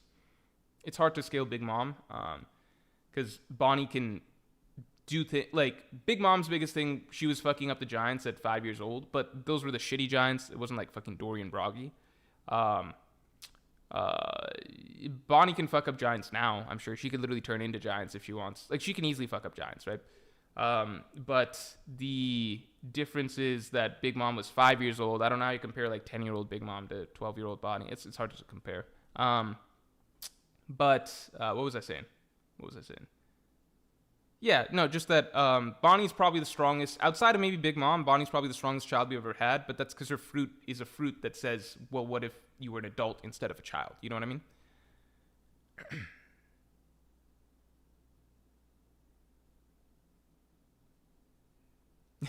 Yeah, the giants that were running Elbaf were like, or from looking at it, rereading, that was just like the little village out. I don't think that was the core kingdom of Elbaf from what we can tell. Ender Anami says the shitty giants, so giants lol. Hey, Dory and Brogy are strong. Like Dory and Brogy are fairly strong. I think people heavily underrate Dory and Brogy, but like they're fucking strong as fuck. I feel like my feeling is, so Big Mom's big move, the Elbaf cannon, it's a copy of Dory and Brogy's move. My feeling is that Dory and Brogy's move combined is equal to Big Mom's move. That's my feeling. So I personally think Dory and Brogy are like at least in the Yonko commander tier, personally. Big Mom is obviously stronger than Dory and Brogy, no question. No, but I don't think Child Big Mom was stronger than Dory and Brogy. Like, Dory and Brogy right now, like, people are forgetting they're, like, fucking... they're, like, Dory and Brogy right now are being helpful against the Gorosei, right? Big Mom, like, come on. 5-year-old Big Mom, unless you think she's close to the level that she was as an adult, is nowhere near going to be doing that. Ali H says their bounty was only 100 million each, though. Yeah, but that was because, like, one, bounties don't equal strength. Like, if you think Dory and Brogy are literally represented by like 100 million berry bounty, that's kind of insane just based on the feats that they've been doing already. Like, they fucking showed up and decapitated Jupiter. They knocked Warcury on his ass. They have done better against Warcury than Luffy has, right? So bounties don't really matter in that sense. And they stopped their piracy pretty fucking early on, right away. Not right away, but they stopped their piracy pretty fucking early on when they went to just fight on an island, you know? That was also very, very early in the story, where Oda didn't clearly have bounties thought up that well at that point in time. Like, he had Crocodile at an 81 million berry bounty. A lot of bounties just don't even make sense. Like, Robin's bounty was 79 million. A lot of bounties are just kind of, you know. Yeah, and, like, at that point in time, Mr. 3, as Ender Anami says, Mr. 3 was too much for them. But, like, in the modern day, Dory and Brogy are presented as pretty damn strong, right? Like, this is significant, what they're doing here. They've technically been more effective against Warcury and than even Luffy has so far. Obviously, they're not as strong as Luffy, but like the giant, like Dory and Brogy have been able to hold their own against pretty much, like, together against any Gorosei so far. Like, again, first thing they did was free Luffy by decapitating Jupiter. Dory and Brogy are very strong.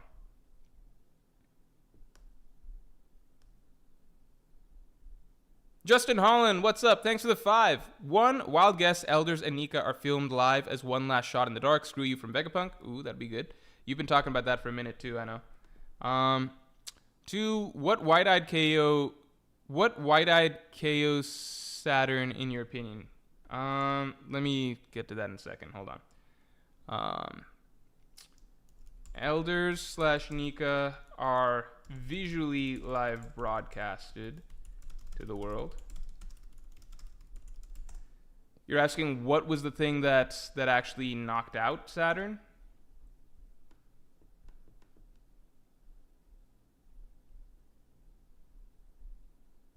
I mean, it's a team attack, right? It's a team attack.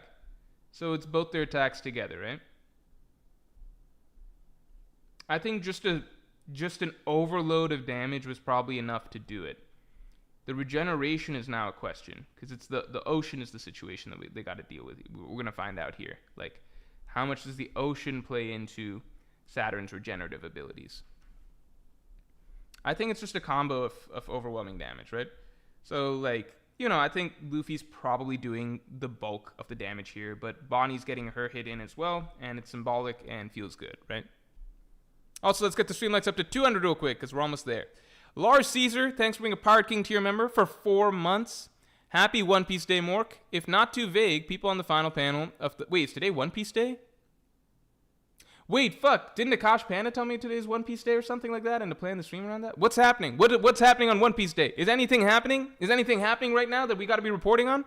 Happy One Piece Day, Mork. If not too vague, people on the final page of the last chapter who haven't yet will decide to...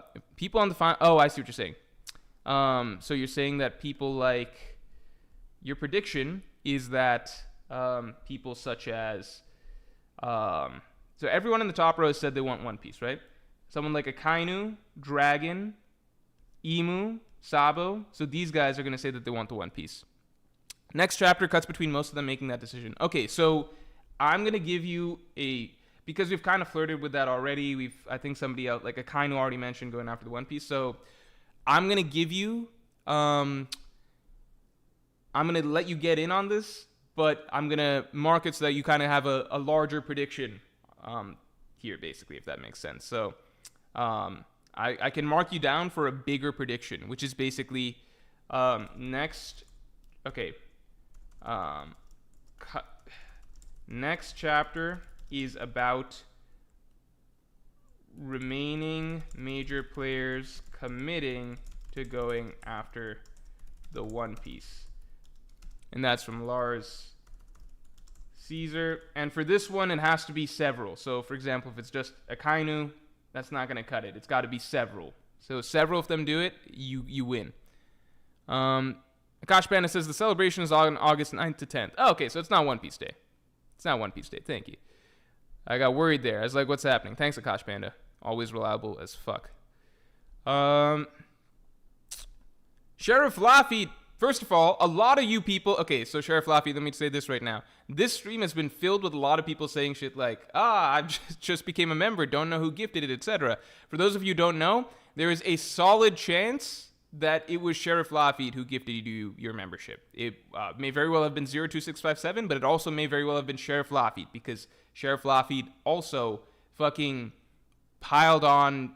just going on a membership gifting bonanza last stream and gifted a whole shit ton of you all memberships. So many of you all, just in case, just say thanks to Sheriff Laffy if you don't know who gifted you the membership, obviously. But if it was 02657, then it was 02657.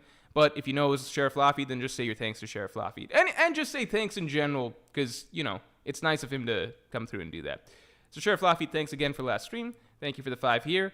Where do you stand on the ending of One Piece? Do you think that the crew all goes their own way, or do you think they will stick together? So I am a personal believer that the crew splits up at the end of One Piece. I really feel like this One Piece is about a journey. I feel like it's like a journey more than anything. I think it's a journey where all these characters who are very separate and maybe aren't individually obsessed with sailing the sea or anything like that, they've all joined hands because... somebody believed in them, somebody saved them, rescued them, and they feel like they want to carry him to his dream in return, right? And they would like to carry out their own dreams in the process, and these two things just go hand in hand, working with Luffy, but they're prioritizing his dream first and foremost, right? There's not a single Straw Hat who would prioritize their own dreams over Luffy's.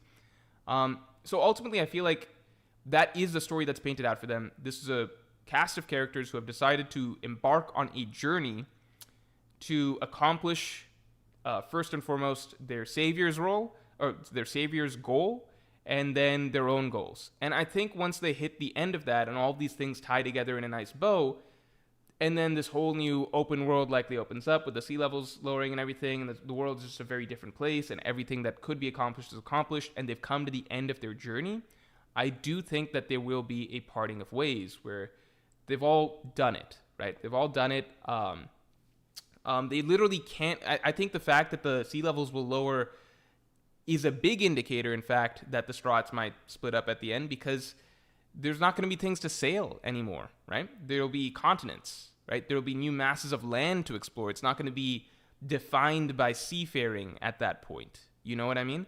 The ocean will inevitably have shrunk. This is the grandest, this is the grandest time to be a pirate and to sail the seas, because after this, the age of pirates is kind of over, right? And the way of the world of One Piece is kind of constructed around that. A new age begins after this, which is the beauty of it. And I think that that includes the Strat Pirates disbanding, because the great age of piracy is over at that point. And again, I view the story as a journey. I think they'll all have come to the end of their journey. I think they're all in it for the journey rather than just like an aimless, endless exploration. Kelly Winter saying, happy One Piece Day, Morj. The collaboration is on August 9th to 10th. Okay, so the celebration is on August 9th to 10th. I don't understand. So One Piece Day is today, but nobody's celebrating? That'd be if, like, Christmas was today, but then we didn't celebrate for 2 months. Or if Christmas is on the 25th of December, but we didn't celebrate till, like, January. Why is today not a celebration day for One Piece Day? Some little Mexican, thanks to the 5. Prediction, chapter ends with Imu beginning to fire the ancient weapon on Egghead out of frustration. That'd be kind of funny. I've been on the train of that for like a little bit, that I do think that Imu will try and fire an Egghead again. Imu begins to fire a weapon at Egghead. I should give my prediction. I think now might be a good time. Hio, thanks for the 5. One thing that pissed me off about the speech is the visual Denden Mushi. Now that it ended, I wonder what the 10 minutes were for. He never used it. Maybe it's yet to come. That's a really good point. I think the 10 minutes were more plot-based than anything. Oda needed to get all his ducks in a row to get it rolling. But it might still come. Like, Justin Holland's predicting that, we might get one last show of the visual Denden Mushi coming in at the very end. So it might still be a thing. I don't know. It could still be a thing. Lars Caesar said, Age of the Mountain Bandits incoming. That's actually really fucking funny. The new king of the next era is gonna be fucking this dude.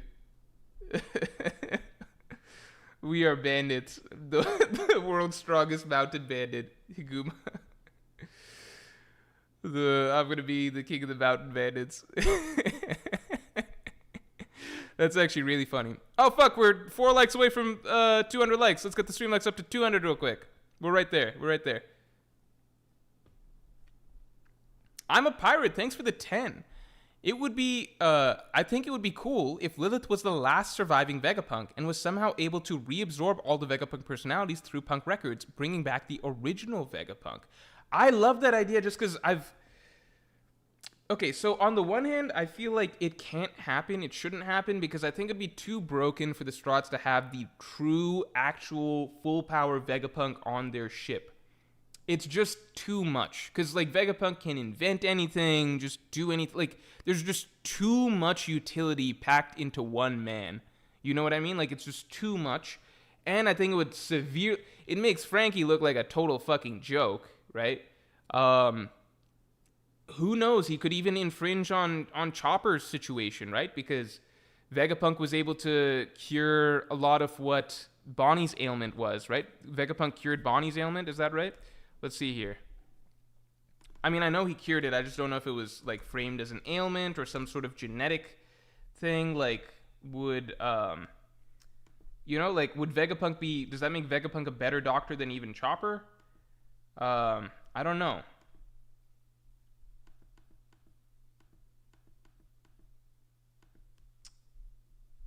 Yeah, it's all about medicine, right? So like Vegapunk essentially is probably going to be able to do Chopper's job even better than Chopper in a sense. It's medicine. Oh, but the medicine's fake. The medicine's fake. It's just bitter syrup. But I forget exactly how the treatment of Bonnie worked, but it did seem like a doctor type treatment thing, right? So, I don't know. I don't know, but yeah, just infringing on hard infringing on Franky's shit, probably infringing on Chopper's shit, to a degree infringing on Robin's shit, right? I just don't. I think that there's too much. And honestly, if we're being really legit, like Vegapunk's fucking machine can do Sanji's job, right? Sanji's cooking's obviously gonna be better than Vegapunk's, but like the Straws did enjoy Vegapunk's food. Like it was good. Like this is some good ass food. Vegapunk's just too valuable, so I think the idea of Lilith being on the Straw Hat ship, I don't think she's necessarily going to be a Straw Hat or whatever. I mean, she might. It's hard to say. Who knows? Lilith being a Straw Hat, not being a Straw Hat, whatever the case may be, having a scientist of her caliber on the ship is still very, very valuable, but I like the idea that it's a reduced version of Vegapunk. It's not all of Vegapunk's brain power in one person. I think that's better for the crew in the long run and just makes things a bit more balanced in a sense, you know?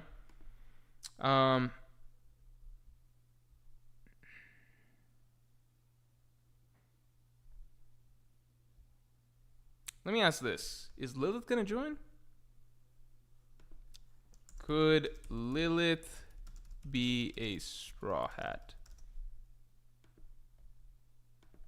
Benjamin Stacky, welcome to the Yonko. Thank you for joining. You get access to a shit ton of podcasts, obviously. Shit ton of podcasts and a new podcast every single week that comes out every Friday.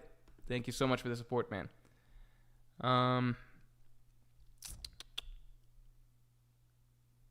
Lars Caesar says, I don't mind her keeping everyone's thoughts, but I want her to remain herself. Yeah, I think keeping the Lilith personality would be better. I'm just curious what Vegapunk's personality today would be like with everyone combined, because the Stella that we get, it's not accurate either. And I just keep going back to the horror version of Vegapunk that we saw. It felt like a different person. Obviously, he changed over the years with his experiences and his realizations, but I shouldn't write could Lilith be a Straw Hat. Let me just do this again. I don't like the could. Will Lilith become a Straw Hat? Yes? No? I'll even put in a maybe option. Maybe.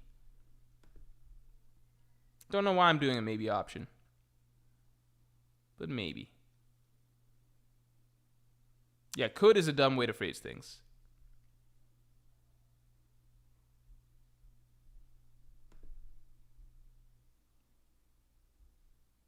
Okay, in terms of people saying hard no, it seems more than 60% right now are saying hard no. Almost 70%.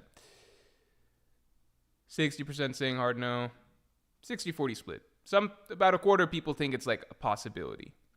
And 10% of people roughly think it's just a done deal. Yeah, she's going to be a Straw Hat. I don't know, man.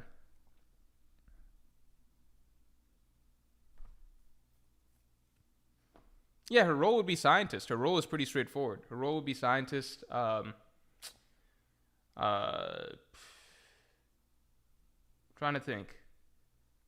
If hypothetically Lilith joined, we would basically have a Straw Hats would be in order: Luffy captain, Zoro first mate slash fighter if you don't accept him as first mate, captain, first mate, navigator Nami, gunman Gunner Usopp, cook Sanji, doctor Chopper. People call technically Robin's role is archaeologist. I call it scholar. I say the scholar of the crew is Robin, right? Because what fucking pirate crew has an archaeologist? Scholar, Robin. Shipwright, Franky. Musician, Brook. Helmsman, Jinbei. And then our new recruits, cabin girl, Bonnie. And possibly scientist Lilith, you know? I don't know if I can get behind Lilith joining, but it's a possibility for sure. Beam says, what would Lilith's dream be? I guess whatever shit Vegapunk had as his dream. Like, the same shit as Vegapunk's dream, right? It's the same shit. Because it's the same person at the end of the day, right? Same dream, infinite energy for the people or whatever. Tofi 2000, thanks for being a Pirate King tier member for 20 months. Thank you for the long support. Just stopped in, just wanted to remind everyone to like the stream. Yeah, everybody like the stream. Let's get the stream likes up to 250 just real quick.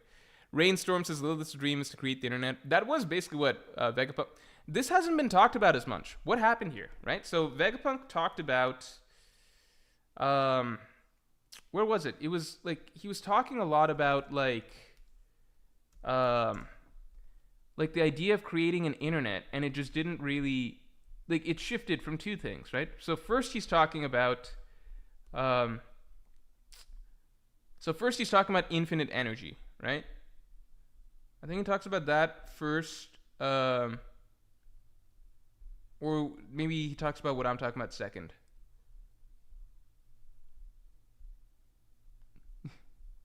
Let me look one chapter back. I think, yeah, never mind. It's here where he's talking about punk records. Okay. If everyone in the world had the access to my brain, then all of humanity would essentially share my intelligence. If all of humanity could mutually update punk records on a regular basis, we could create an entire sea of knowledge that far surpasses even my vast intellect. One day, humanity will be able to share a brain. Do you guys think that this is going to lead to anything or not? Or is this just Oda's cheeky way of referencing the concept of the internet? Because he has two dreams. He talks about this and also infinite energy. Ishano Ren, thanks for the 2. Mars catches Saturn. Mars catches Saturn. Yeah, that's a unique prediction. Mars got yeeted off the island, so he'd have to be fucking fast as fuck to get back.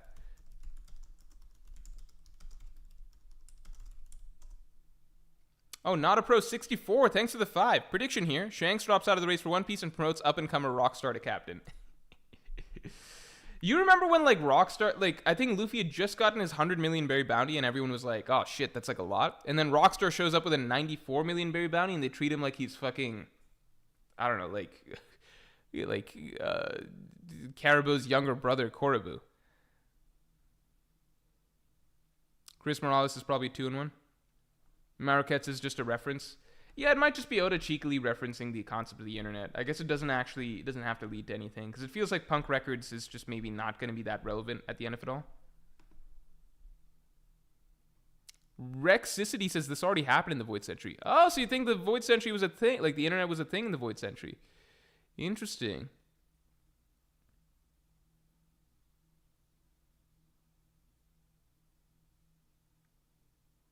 Connor Ford says, oh, wait, I like this point from Connor.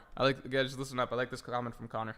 So Connor says, Oda is shoehorning Bonnie and the crew to be like how Shanks was cabin boy to Roger. So I think we're all on board there. It feels like Bonnie is set to be the cabin boy to Luffy, apprentice to Luffy, right? But the similarity that Connor's talking about is how they even have a similar fighting style like Shanks and Roger. And that's true. Like, Shanks and Roger use the same fucking moves. It's a very, very similar fighting style. And Luffy and Bonnie, that's why Oda's having Bonnie be, this whole, like, emulating Nika, like a mini version of Nika. That's a really, really good point. What's interesting is that, like, I view Shanks and Roger's fighting style as essentially, like, the base neutral fighting style you could possibly have in One Piece. It's just dude with sword and haki, right?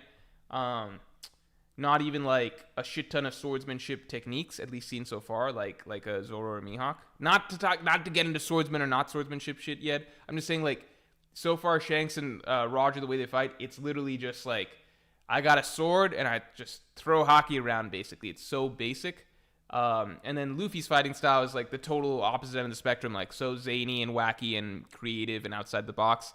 And so Bonnie is to Luffy in terms of mimicking fighting style, in terms of what Shanks is to Roger in terms of mimicking fighting style. That's an interesting point. I like that.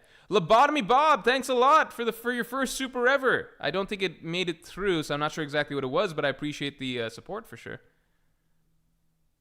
Ridge Javid says, Morj, when do you think Dragon's Bounty will be revealed? He is the last major big gun left whose bounty is yet to be revealed. Will you think it'll be highest? If you do, how much? I do think it'll be the highest in the world right now. I feel like it might be... I think Luffy's final bounty will be 5.6 bill. So I think Dragon's will be somewhere above Whitebeard's, but below Roger's. Whitebeard's was 5 bill, and Dragon was the most wanted man while Whitebeard was still around. So I think dragons will be somewhere between 5 bill and 5.5 bill. 5.3, 5.2, something like that maybe. Maybe 5.4, somewhere in that range.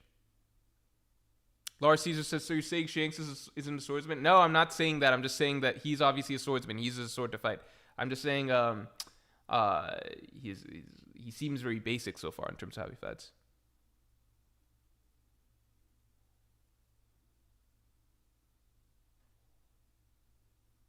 We got to. I'm not trying to get into this. Shanks is a swordsman. He's a swordsman. Not trying to get into this. I'm just saying, like, the simplicity of, like, Oda's concept for Shanks. It was just like, or Roger. Like, because how do I explain this? If you go back in time, the community for a long ass, like, you guys many of you are new. I've been following One Piece for God knows how long, and I've at least been looking into One Piece forums and stuff since, like, or like Naruto forums, like anime manga forums, etc. Since since I was in high school in like the early 2010s, okay, like 2011, 2010, etc. Right?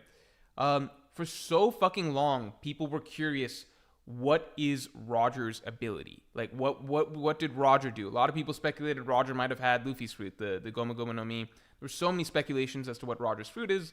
Turns out, Oda had a very simple concept for Roger. Roger's just a dude who uses a sword, who's got crazy strong haki. It's just a dude with haki. That's it. There's no crazy fruit like Whitebeards or anything like that, just dude with haki. And Shanks is just a copy-paste of that concept. That's all I'm saying. It's the simplicity of it, because I'm coming from the background of having remembered, like, how long the speculation was on what Roger's ability was, right? And keep in mind, haki wasn't that big of a deal back in the day. We began to understand more and more the significance of haki from the Saboti through Marineford saga onwards, right? But before that, we didn't fully understand the significance of haki, so a lot of speculation for a lot of time was about the devil fruit that Roger would have, because that was a bigger deal from chapters 0 to 500, right? At the end of the day, it's just like, what's Roger? If you told somebody back in the day that, like, what's Roger's special devil fruit ability or anything like that, or like, how did Roger fight? And the answer was just like, oh, he's just a dude and he just has a sword. It would have been very surprising for a lot of people.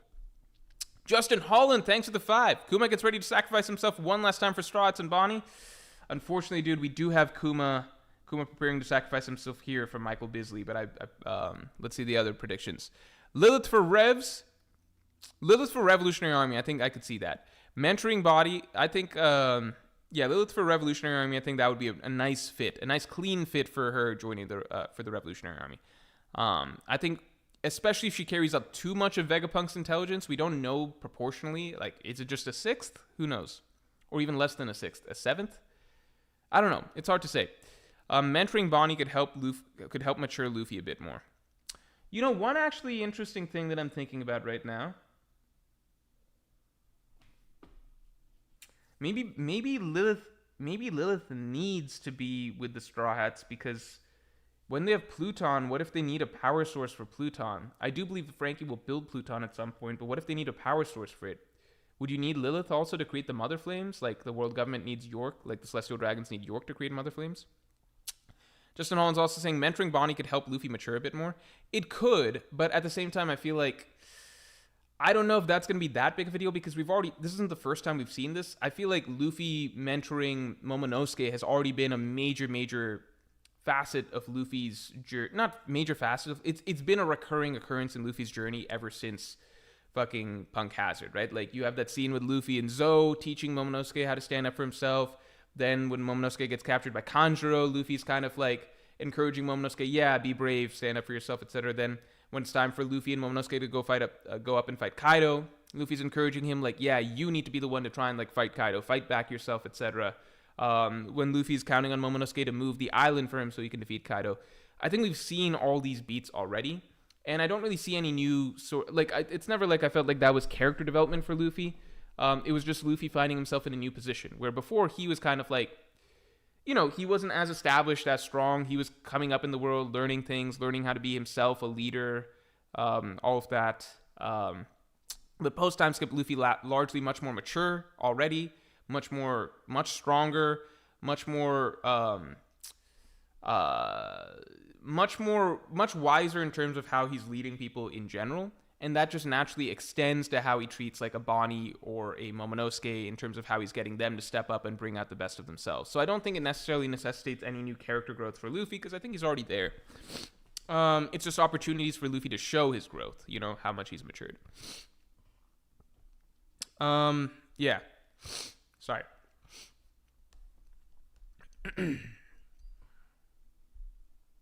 English 1D1, thanks for the 2. So you're saying Shanks is a hockey man, eh?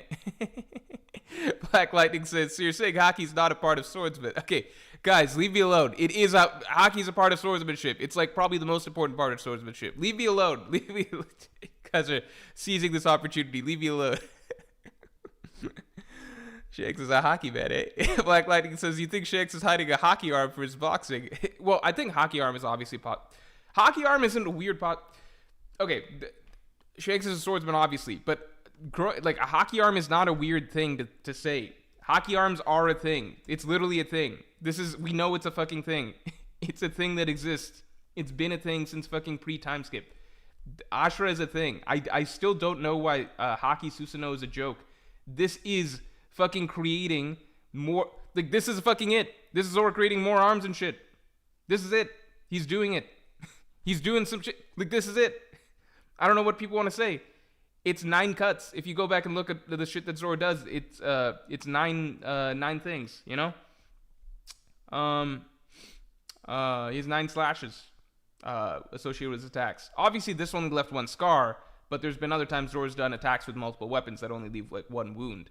But the number of slashes shown anytime Zoro does Ashura, it's like several. Hockey arms are a thing. Like, hockey arms, I don't know why hockey arms are a joke, because this is way beyond hockey arms. It's like fucking 4 new hockey arms, 6 new swords, hockey swords, and 2 new hockey heads. That's a thing that exists in the story. What? I don't even know what to say. I don't know what to say. Kelly Winter, thanks for the 5. Why do you think Franky will build Pluton while there's already one under Wano? Because it goes back to Franky's whole storyline, right? It goes back to Franky's whole storyline. Franky's whole storyline is, if you go back and reread Enies Lobby, right? And really just read, like, the big decision that Franky made, right? It all comes down to the responsibility of passing down these blueprints, the blueprints of Pluton, from shipwright to shipwright throughout the centuries, right? This is what really it all comes down to. The responsibility that comes with having Pluton. Franky's whole storyline, and Franky destroys it, right? Essentially saying, nobody can have it because I'm removing it from the world, right? So Robin's the only one that theoretically could uncover it, but at the same time, we know that Franky himself will have, like, he has the knowledge of it because he's a genius shipwright, right? So that's the weight behind what Franky does here. He destroys these blueprints that have been passed down for centuries, but at the same time, Franky's whole arc in this storyline was about Franky creating battleships that would be misused because he did not have the right sense of responsibility behind creating them, right? Franky's whole origin storyline was about the responsibility that comes with creating battleships and who is making the choices behind how to use them, right? With that in mind, the fact that his entire storyline comes down to the ultimate battleship, Pluton, and it being solely in his hands, like literally the schematics of how to create another one, it being solely in Franky's hands, him ultimately having the responsibility of deciding who should be able to get it, and he's like, none of you guys, right? None of you guys, world government doesn't get it, right? And considering that it gets a callback all the way in chapter like 1050, post party, maybe after party, I forget, maybe after party, 1055, might be after party. When do we find out about Pluton? Yeah, we found out here, so maybe it's 1056.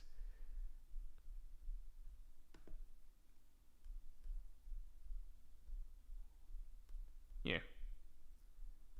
There's discussion about Pluton.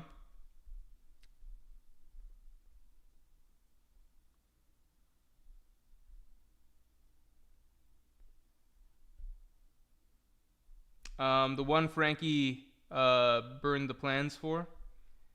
And it's like, right, the ancient weapon which bears the name of a god. Do you want it, Luffy? And Luffy's like, nah, I'm good.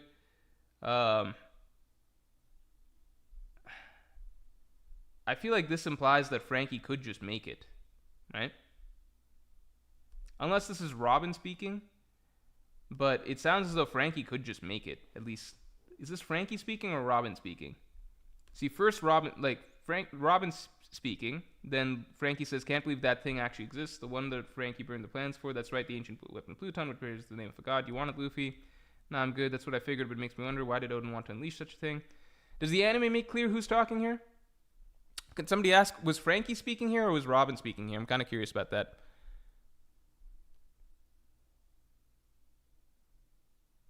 Thanks, Akash Panda.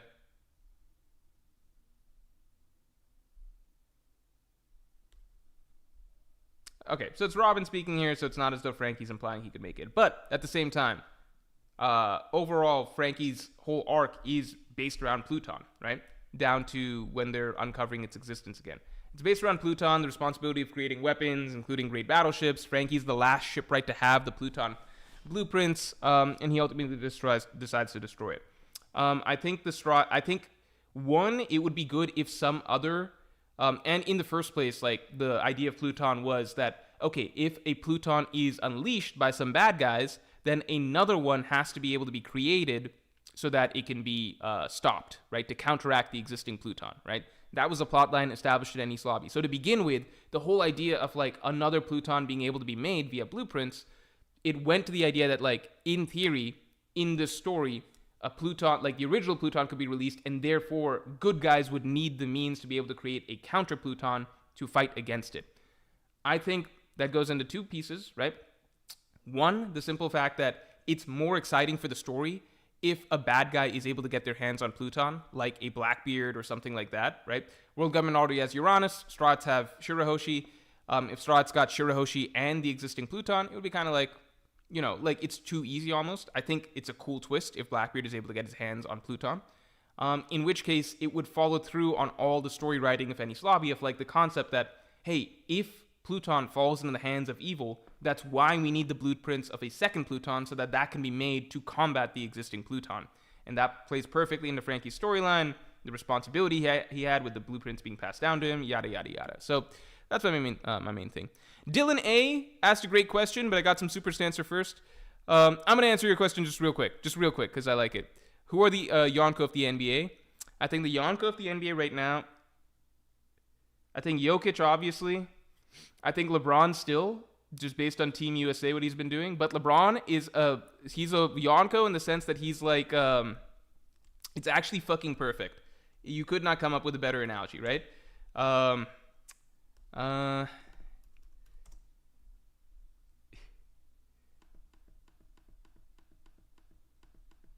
Here we go. This is LeBron now. This is LeBron. Everyone feast your eyes. This is LeBron James at this moment in time. All right? This is LeBron James we have to date. Once the unquestioned strongest, right?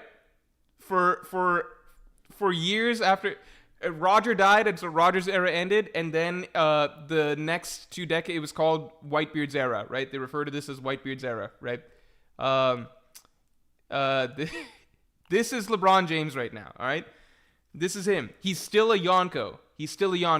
I'm still fucking, based on Team USA, I'm taking LeBron James over fucking Joel Embiid. I'm taking LeBron James over fucking Jason Tatum. LeBron is still that dude, but he's just this version of that dude, all right? LeBron is the Yonko of the NBA, all right? There was a point where, like, Steph Curry, obviously Yonko, Kevin Durant, obviously Yonko. I think they're maybe a little bit past that. I think LeBron's still there. He's still clinging on to that status. I think LeBron still got it. Steph Curry's like Garp or some shit, or like Relay or some shit. I don't know. Anyway, you got this. This is him, all right? Jokic, obviously a Yonko. Giannis is a Yonko. I guess maybe like Luka. There we go. Right? And then you got guys like Shea, fast up-and-comer. Don't know where to put him just yet. Probably top 5. It's hard to put him. But this is LeBron. This is LeBron right now. This is what he looks like in my mind. I look at LeBron, I see this. All right? Akash Madness is Brawny is Ace? No. Brawny is Squardo. Alright. Yeah. Ace doesn't exist, unfortunately. Okay. Alright. English 1D1, thanks for the 2. Can't wait to see Shanks' golden Haki arm. I legitimately will never understand why Haki arm is like a funny idea. Because it already exists. It's already a thing. We already see it. It would be like joking like, oh wait, you think Shanks can see the future? As though that's not a thing that, like, it would be like if we met Katakuri, and Katakuri shows that he can see the future with observation Haki, and then people joke like, oh, guess seeing the future is a thing with Haki. It's like, yeah, it is, because Zoro already fucking, like if Katakuri already does it, right? What if you could make other body parts with Haki? It's like, yeah, Zoro already does that. There's nothing, I'm just so fucking confused by this. It's just like, it would be like if Rayleigh kicked Kizaru with Haki the first time, and people would be joking like, oh, I guess Mihawk can cut a Logia user with Haki, ha ha ha. It's like, yeah, we already saw. Rayleigh showed that you can touch Haki, like you can touch Logia users with Haki. It's already established. You can create limbs with Haki. It's like, it's a canonical thing. It makes no sense. It's like, it's just the most bizarre thing I've ever seen, the joking around about like, Haki arms or Haki Susanos or Haki transformations. Is like, dude, that's what Ashura is. That's Ashura's. What else is Ashura? I'm just okay. Let's do a poll real quick, and I'll catch up on supers in a second. What is Ashura? Haki?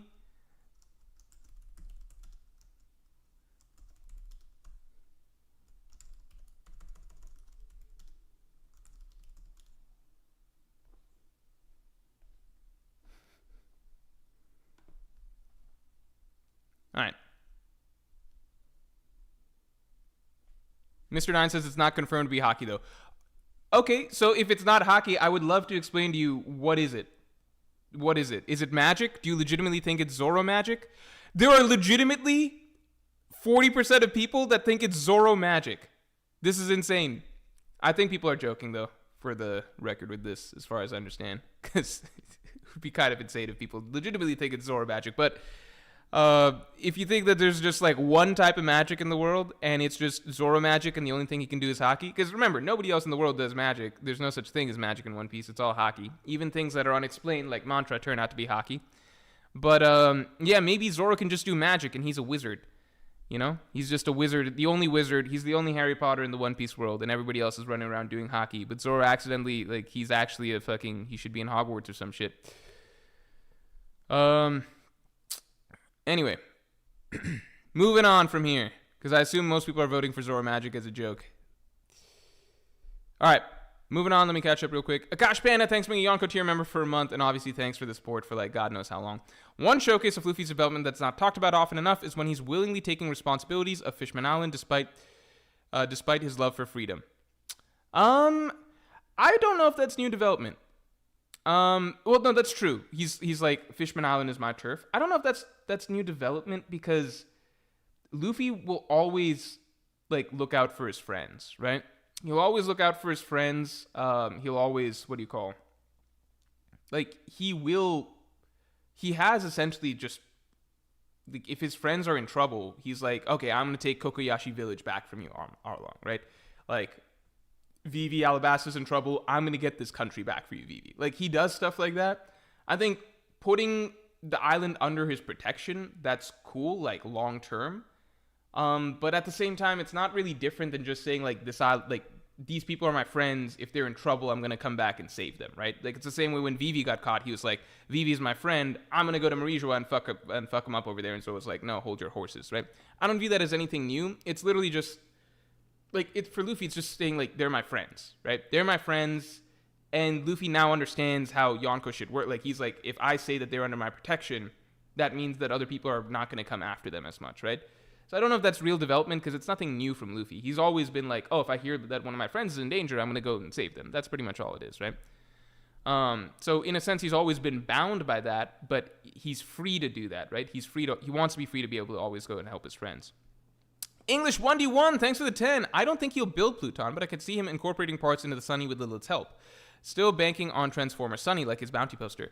I've also been on that train, which is I don't think we're going to get a new ship. I think the Sunny is Franky's dream ship. But we know that Franky loves his fucking upgrades, right? I do think that the Sunny turning into a Pluton, like the new age version of Pluton, is a thing. I mean, Sunny's weapon that he debuted the first time around was the cannon, and that was pretty cool. The Gaon cannon, which I think we still haven't seen in some time. Dylon, thanks for the 5. So you're saying Shanks is Ashura and he gets a bandana. Leave me alone. This is not even about Shanks' like Shanks, Zoro, Shanks, Mihawk shit. It just gets so complicated. I do think that the possibility of, maybe not Shanks, but the possibility of characters showcasing Haki transformations like Ashura is very much a possibility in the near future, because Ashura is very, very obviously a Haki ability. It's not even it's canonically a Haki thing. He uses it, and Kaido's talking about how it's Conqueror's Haki. It's Haki. There's no such other thing. There's no magic in the One Piece world. Everything is Haki. Everything is Haki or Devil Fruits. There's nothing else. It's just Haki and Devil Fruits. It's just like, what are you talking about? It's not like when I'm fucking reading Harry Potter and like some character does something magically that we haven't seen before. I'm like, wait, was that magic or was that Nen? Nen doesn't fucking exist in that verse. There's no magic in One Piece. It's all Haki or Devil Fruits. Zoro's Ashura is just Haki. It's just Haki. It's canonically Haki, which means you can canonically you can do transformations and create limbs and shit with Haki. That's a thing. English 1D1, thanks for the 2. Does that make Brawny COD champion ace in the realm of Call of Duty? Yes. Yes.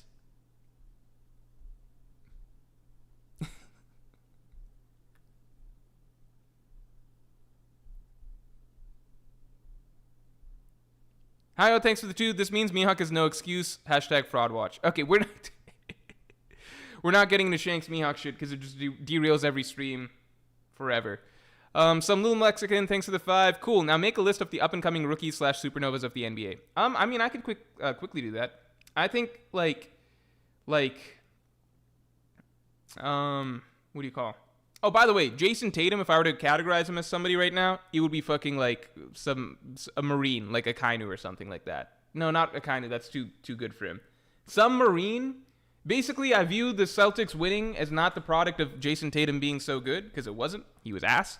But them just having the most stacked squad. So Jason Tatum's like a Marine, right? He's like Green Bull. Yeah, he's like Green Bull. He's like Green Bull, right?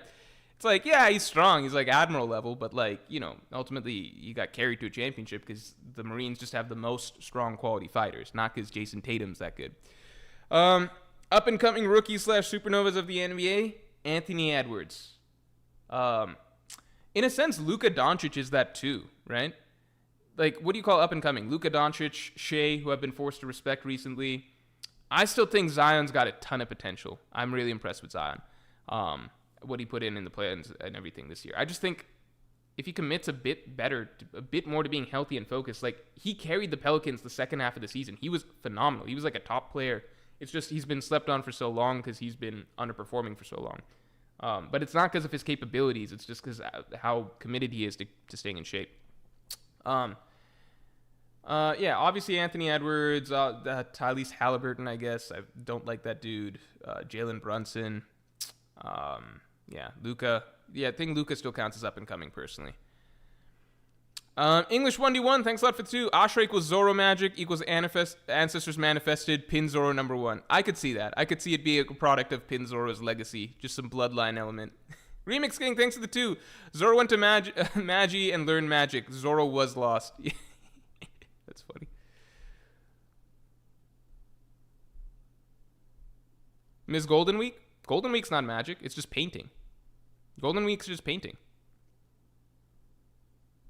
Do people think Golden Week's magic? Golden Week's not magic. It's just painting. It's the same way that Brook, look, in One Piece, like everything's exaggerated, right? So, for example, like the same thing that we talked about a couple streams ago was Brook using his music to just put people to sleep automatically, right? Where does Brook do that? Does that pretty soon, I think. Yeah. Lullaby, blah, blah, blah. Just puts people to sleep. What kind of dirty trick did he use? It's not a trick, it's music. Ms. Golden Week just uses painting. She's just got very artistic painting. It's not magic. It's never implied that what Miss Golden Week's doing is magic. It's just Oda being exaggerated in how painting works, right? It's to say, like, characters in One Piece can do absurd things with their with skills, basically, right? It's the same way Franky, like, how'd Franky build a bridge in, like, 0.1 seconds flat? It should be scientifically impossible, right? No, it's just architecturally, not architecturally. He's just so mechanically gifted that he can basically defy the laws of physics or logic, right? Brook can just make people fucking fall asleep by listening to 2 notes of his song, right? It's basically magic.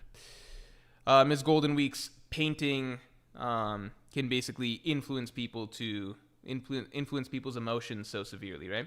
It's even implied with Miss Golden Week's painting that, like, this isn't something that they think would work on normal people. It's just that Luffy's so easily influenced that it just works on him.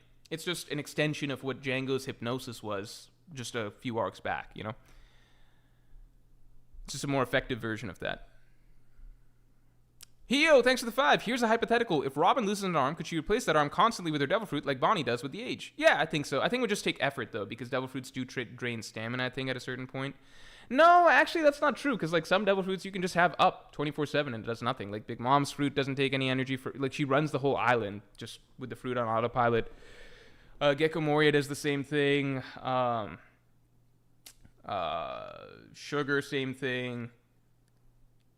Yeah, I think that the fruit has to be established to be draining stamina for it to be definitely draining stamina. I don't think that Robin's ever really talked about that, as far as we know. The Aquatic Crackhead, thanks for the 2. Do you think any Strats are D-Clan members? And thanks for your first super ever. Thank you. That's an interesting question. I've heard people say that it's possible that Nami will turn out to be a D-Clan member. Aside from that, I don't want that to even be the case, but aside from that, I think it would be cool if... Sorry. I think Luffy being the only D-Clan member is good. I like that just because I like the idea of the Strats just being a fucking random hodgepodge mishmash of fucking random people, right? Like, one was just a fucking reindeer in a forest that found a fruit, you know? Like, I like the idea of the Strats just being people. I kind of dislike every time we get some more context that adds to, like, a Strat being special in some way. Like, Sanji's, like, this perfect scientific product of his, like, super advanced experiments by his dad. I like the storytelling that we got out of it for Sanji, but I don't like the changes to his origins of his character. I don't care that Zoro is fucking from the nation of swordsmen and from, like, a distinct lineage. I prefer Zoro just being a random kid from Shimotsuki village, not a descendant of great swordsmen. Certainly not a descendant of Ryuma himself. Anything further with learning that the Strats are D-Clan members or special, whatever, it's a personal preference thing, but I could see Nami being a D-Clan member. Kindbass says, wouldn't work, she'd have 2 left arms. That's actually a phenomenal point. I did not think about that. Mr. 9 says it must be Haki by your logic. No, because we also get it established that hobbies can also have extreme effects on people, right? We know hypnosis, music, painting, those things work. But those are things that are easily explainable by, you know, the actual skill that's being demonstrated, right? In terms of special abilities that defy any sort, like, special abilities like literally transforming into an animal or something like that, right? That's always defined by Devil Fruits, or being able to see the future or something that's defined by Haki, right? In terms of actual true, like, Oda draws a distinction between where there's superpowers and where he's just being, like, kind of over-exaggerating talents that people have. Like, Wanze doesn't have any Devil Fruit or Haki abilities, but he's able to, because his nose is, like, works like a fucking pasta strainer, he's able to manipulate pasta so well just through sheer skill that he's able to create, like, pasta armor and stuff like that, right? That's not the same as Zoro creating extra body parts. There's nothing about swordsmanship skill that would allow you to create extra body parts and extra swords, right? Therefore, it must be Haki or Devil Fruits, or you think there's such a thing as Zoro magic in this series. If you think there's Zoro magic, I don't even know what to say.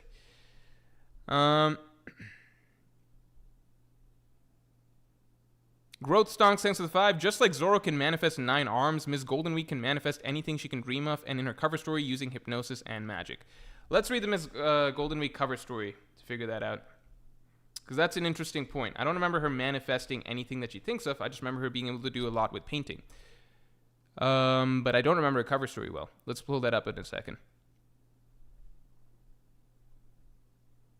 And if that's the case, my second question would basically be, do you think that Zoro has the same magic? Do you think that there's a separate ability in One Piece, which is magic, which is what Miss Golden Week mastered, and then Zoro also mastered the same strain, the same type of magic that she did?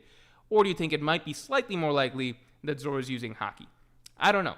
Do you think Zoro is more likely to be using Haki when he uses Ashura, or he's using painting magic like Miss Golden Week does? Let's find out what Miss Golden Week does. There's a way that I can read the entire cover story in one go.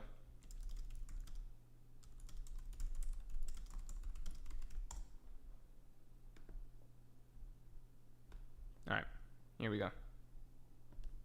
Here we go. Let's solve this shit.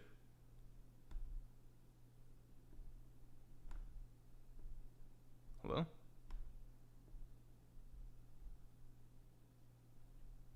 One sec. Oh, is it because it's over here? No, where'd it go? Do it again.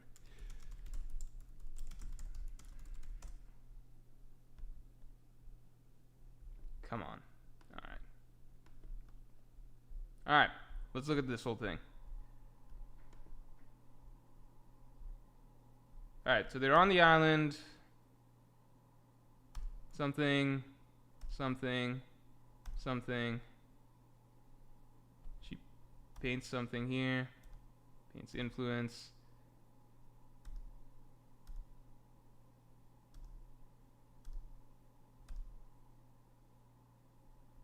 She's not creating anything. These are just disguises. Just painting disguises.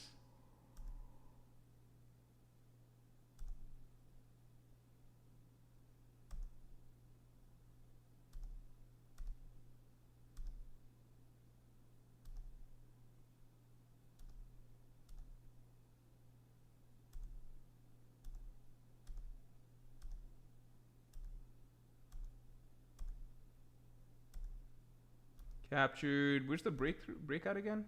Oh yeah. Okay. All right. What's the translation for this? What's the translation?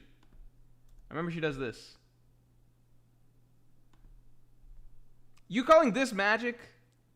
This is just art. This is just art. She can't do what, like, magic would be what Kanjuro can do. But let me see. I want the text. Color strap, rainbow of dreams, transform into whatever you imagine. This is just art. This is the same as like fucking Franky building something out of the blue or whatever. This is just art. This is just cartoon logic. Oda delves into that stuff all the time. This is not. She's not doing what Kanjuro does. Like, she can't create like a what do you call? Like, do you think Golden Week's skills are like magic in the way that Kanjuro is able to like literally create whole individuals or like manifested creatures and things like that? Because that's not the same thing. This is just art, and Oda being a little bit exaggerative with how the art works. There's nothing about how Zoro uses Ashura that can be considered an exaggerative version of swordsmanship. There's literally new swords being created and new heads and bodies. That's fucking Haki. Zoro has no artistic skills whatsoever. Like, what skill would Zoro be using to create that sort of effect? That is the biggest threat. Is that how far people want to go to not think that Zoro's using Haki with Ashura? Do people want to go so far out of their way to ignore the fucking obvious possibility? Or not a possibility, the fucking obvious that it's fucking Haki? That they would legitimately be like, no, maybe Zoro's using magic, and he's the only magic user in the One Piece world. But he figured it out. And I guess the thing that's most similar is when Miss Golden Week used art to change characters' outward appearance using paintings. The way that so many other fucking One Piece characters with advanced skills in, say, culinary stuff, architecture, music, can do some exaggerated shit that doesn't really make sense, but Oda's using some cartoon logic to make these things make sense, right? Do you think that it's basically Zoro and Miss Golden Week? And these two just like cracked magic and they're wizards walking around in One Piece, like Harry Potter, and Zoro's actually got like a wand in his back pocket or some shit? Do you genuinely think that, or do you just think that Ashura is Haki? I don't even know what to say to these people. Like, I don't even know what kind of, like, how many mental gymnastics you'd have to do to genuinely, like, believe that Ashura is not Haki, but rather that Zoro is fucking Harry Potter or something like that. Moving on. Antoine Richardson says Ivankov and Morj gets married. I am probably not going to put that down, but that's an interesting possibility. King G, thanks for the 2. Luffy activates the Iron Giant's move on the Gorosei. I like that possibility because we still want to see Luffy be able to hurt Warkiri, right? Luffy uses Emit's move on Warkiri. And that's from King G.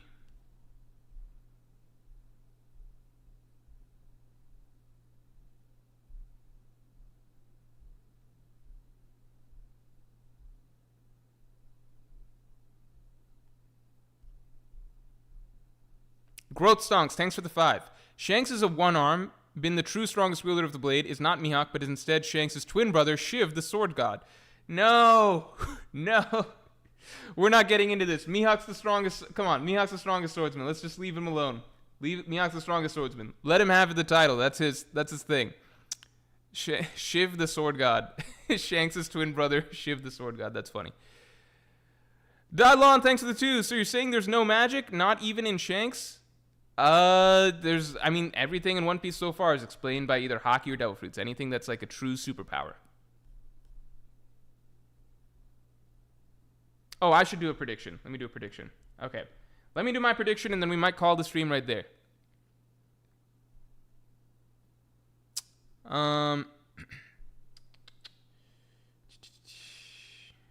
My prediction for next chapter would basically be... something that hasn't already been said.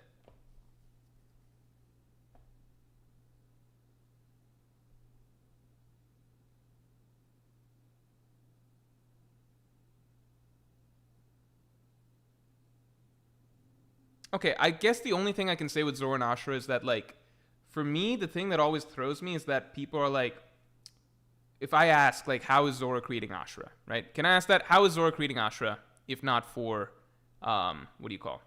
if not for Haki? The thing that I've seen people say is Zoro is creating Ashura via his spirit. And for me, the conversation just ends right there, because that just means if you think that spirit and Haki are two separate things, then you just have no understanding of One Piece, right?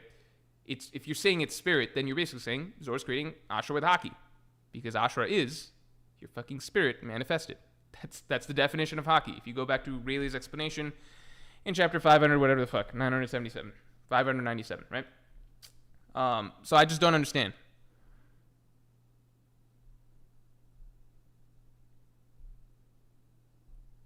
Justin Holland, thanks for the 5. If hypothetically live feed happens, I could see large numbers seek out Straw Hats to join as main members or fleet members to join its protection, like Fishman Island.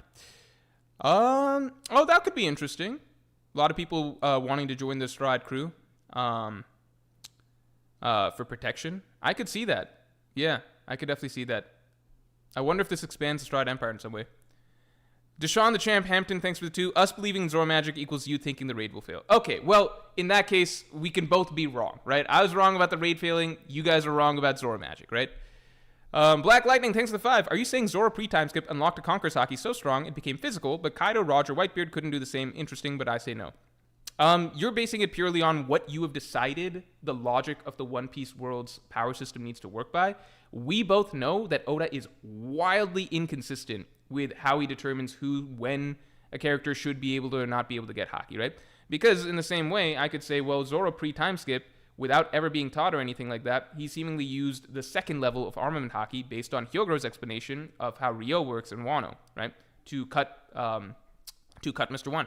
That should be a jump. It doesn't matter. Oda's just like you have to understand that Oda's not ever that consistent of a writer around Haki, right? Or when characters get Haki, why they should be able to get Haki. Yamato, for example, used Advanced Conqueror's Haki before learning how to use the basics of letting Haki flow out of you to do internal destruction, right? She couldn't destroy the handcuffs, but somehow she was able to skip ahead to using Advanced Conqueror's Haki when it was implied from Luffy's progression that, no, you need to learn 1, then 2, and then finally you can use Advanced Conqueror's Haki, right? you're basing it off of like, well, your reasoning is just, I think Zoro shouldn't be that strong. It's fine if you think Zoro shouldn't have been that strong to do that early on, but you then need to present an alternative. Is your alternative, Zoro is just a wizard and does Ashura for no reason, and it's just some magic thing. It has nothing to do with swordsmanship, nothing to do with Haki. Zoro just uses magic. If that's your alternative, then you need to acknowledge that that is far less likely than, yeah, Zoro using Conqueror's Haki pre-time skip. If you're between the two, and your legitimate argument is Zoro just has magic, and no other character in One Piece has magic, and Zoro's not just a really strong swordsman, he's a really strong wizard. He's Harry Potter in the One Piece universe, and he's the only character that can create arms and limbs. How's he doing it? It's not Haki. We know it's not a devil fruit. He just has magic. Is it even fair that he gets to fight Mihawk if Zoro's a magician who can create arms and limbs for no reason, not related to Haki? I don't know. That's up to you. Maybe Zoro's some other race. Maybe he's another race. You've already decided that because it feels uncomfortable to think that Zoro has Conqueror's Haki early on, that therefore you just have to wipe off the possibility and replace it with the possibility of absurdity, of nothing, of it's just magic, unexplained magic, wizardry, witchcraft. Zoro just has it. He's gonna beat Mihawk with it. We don't fucking know how it works or anything like that, but it's not anything to do with Haki or swordsmanship. It's just magic. You realize you gotta weigh those two things, right? Mr. Nine says massive strawman. Okay, so then tell me, what is it? What actually is it? Because that's the other thing. If it's some superpower that's unexplained in the story and does not fit any prior existing ability that can be explained in One Piece, right? Then you are basically saying that it's magic, right? If you want to say it's spirit, then you're saying it's Haki, so you can't say it's spirit. So maybe it's genetics. Maybe Zoro's actually physically growing other arms and limbs and everything like that because he's another race. You could argue that, but I don't think you think that's likely. So I think what we're circling around is most likely it is just Haki, right? It could be something that is wildly way out of left field, like Zoro's some other race. If you want me to be like very realistic and not strawman-y, right? The options are, 1, yeah, Zoro has magic that nobody else in the universe has, but Zoro's got magic. 2, Zoro is some other race that is capable of growing these things. We have not met this other race yet. 3, Zoro was experimented on as a child and therefore has this genetic ability, much like Sanji, right? Like he's just got experimented on product of science abilities, etc. So he's like Sanji in that aspect. What else am I missing here, right? What else am I missing?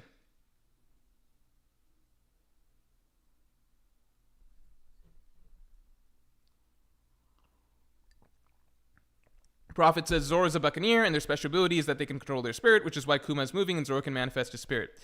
They can control their spirit. Spirit is Haki. Spirit is Haki, established to be Haki in the One Piece universe. Any manifestation of spirit is synonymous with manifesting Haki. They're one and the same. Dylon says the Ashura arms are in his closed eye. Okay. Black Lightning, thanks for the 2. I mean, Zoro does have a so-called magic sword, and the sword is tied to Haki. Enma we don't know why it works that way, but we do understand that Haki is what's being drawn out of Zoro, right? Enma carries Oden's Haki. In some way, Oden left behind his Haki in Enma. Kaido recognizes Enma's Haki. Enma also pulls out Zoro's Haki to some degree. It's Haki-based. It's not some other magic. It's some level of Haki. We still don't fully understand it, but it's just the way it works. Oda will likely never elaborate on it, but he's elaborated on it enough to establish that it's Haki. It's not like a magic wand. It's Haki. Strad Chaco, thanks for the 2. When Oda reveals Zoro as a wizard, we demand Bollywood. If Oda reveals Zoro as a wizard, and as many of you in chat believe he turns out to be, not just a swordsman, but the strongest wizard in One Piece, then I promise I'll do a Bollywood dance if Zoro turns out to be a wizard. All-powerful God Anil says it's clearly a product of his stand ability. Yep. Zane Barlock says, with a great point, cursed swords aren't really cursed. Remember what Enma's creator mentioned, it's just a sword with a strong will. Will is Haki. Will, spirit, these things, anything you're saying there, Haki. It's already established in One Piece. So you need to try a little bit harder than that. If you want it to be something else, right? You want it to be something else. What else is it?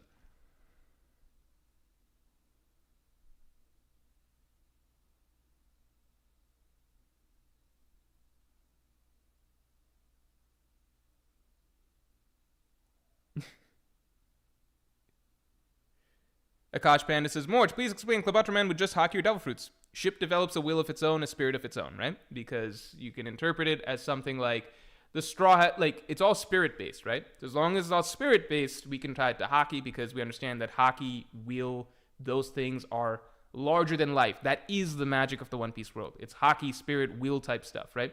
So the attachment of the crew to the ship is so strong that it even gives a spirit, like, the ship itself is able to develop a spirit of its own. Lars Caesar says, Club Butterman is a ship developing a will, literally Haki. So you need, basically, like, you need to differentiate something. If you want to argue that Ashura is not Haki, you need to differentiate something that is not related to will or spirit, right? Because those things are tied to Haki, right? Those things are, by definition, products of Haki. Even things that we didn't understand earlier in the story, like seeing the future, that was revealed to be Haki, right? Everything like that, it's all Haki. Prophecies, etc., that's future sight going far into the future.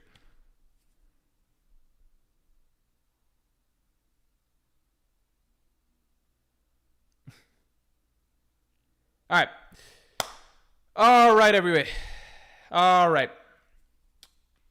We are going to call it a stream here. We got some good predictions in. Oh, I got to get in my prediction before I call the stream. I need to predict something.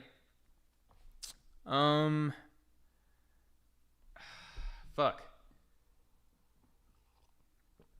I could predict something on the Zoro and Venus Juro side.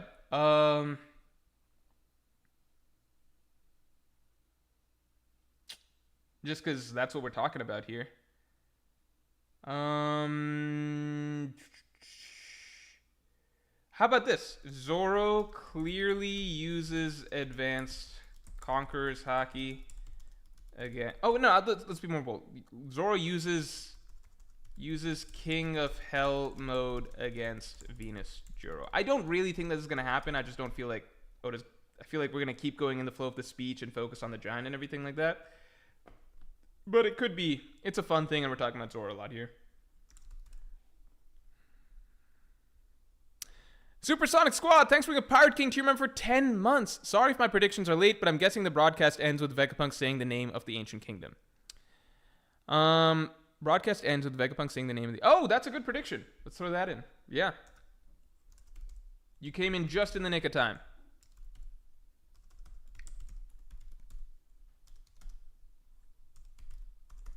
I'll say Vegapunk says name of... Whoops.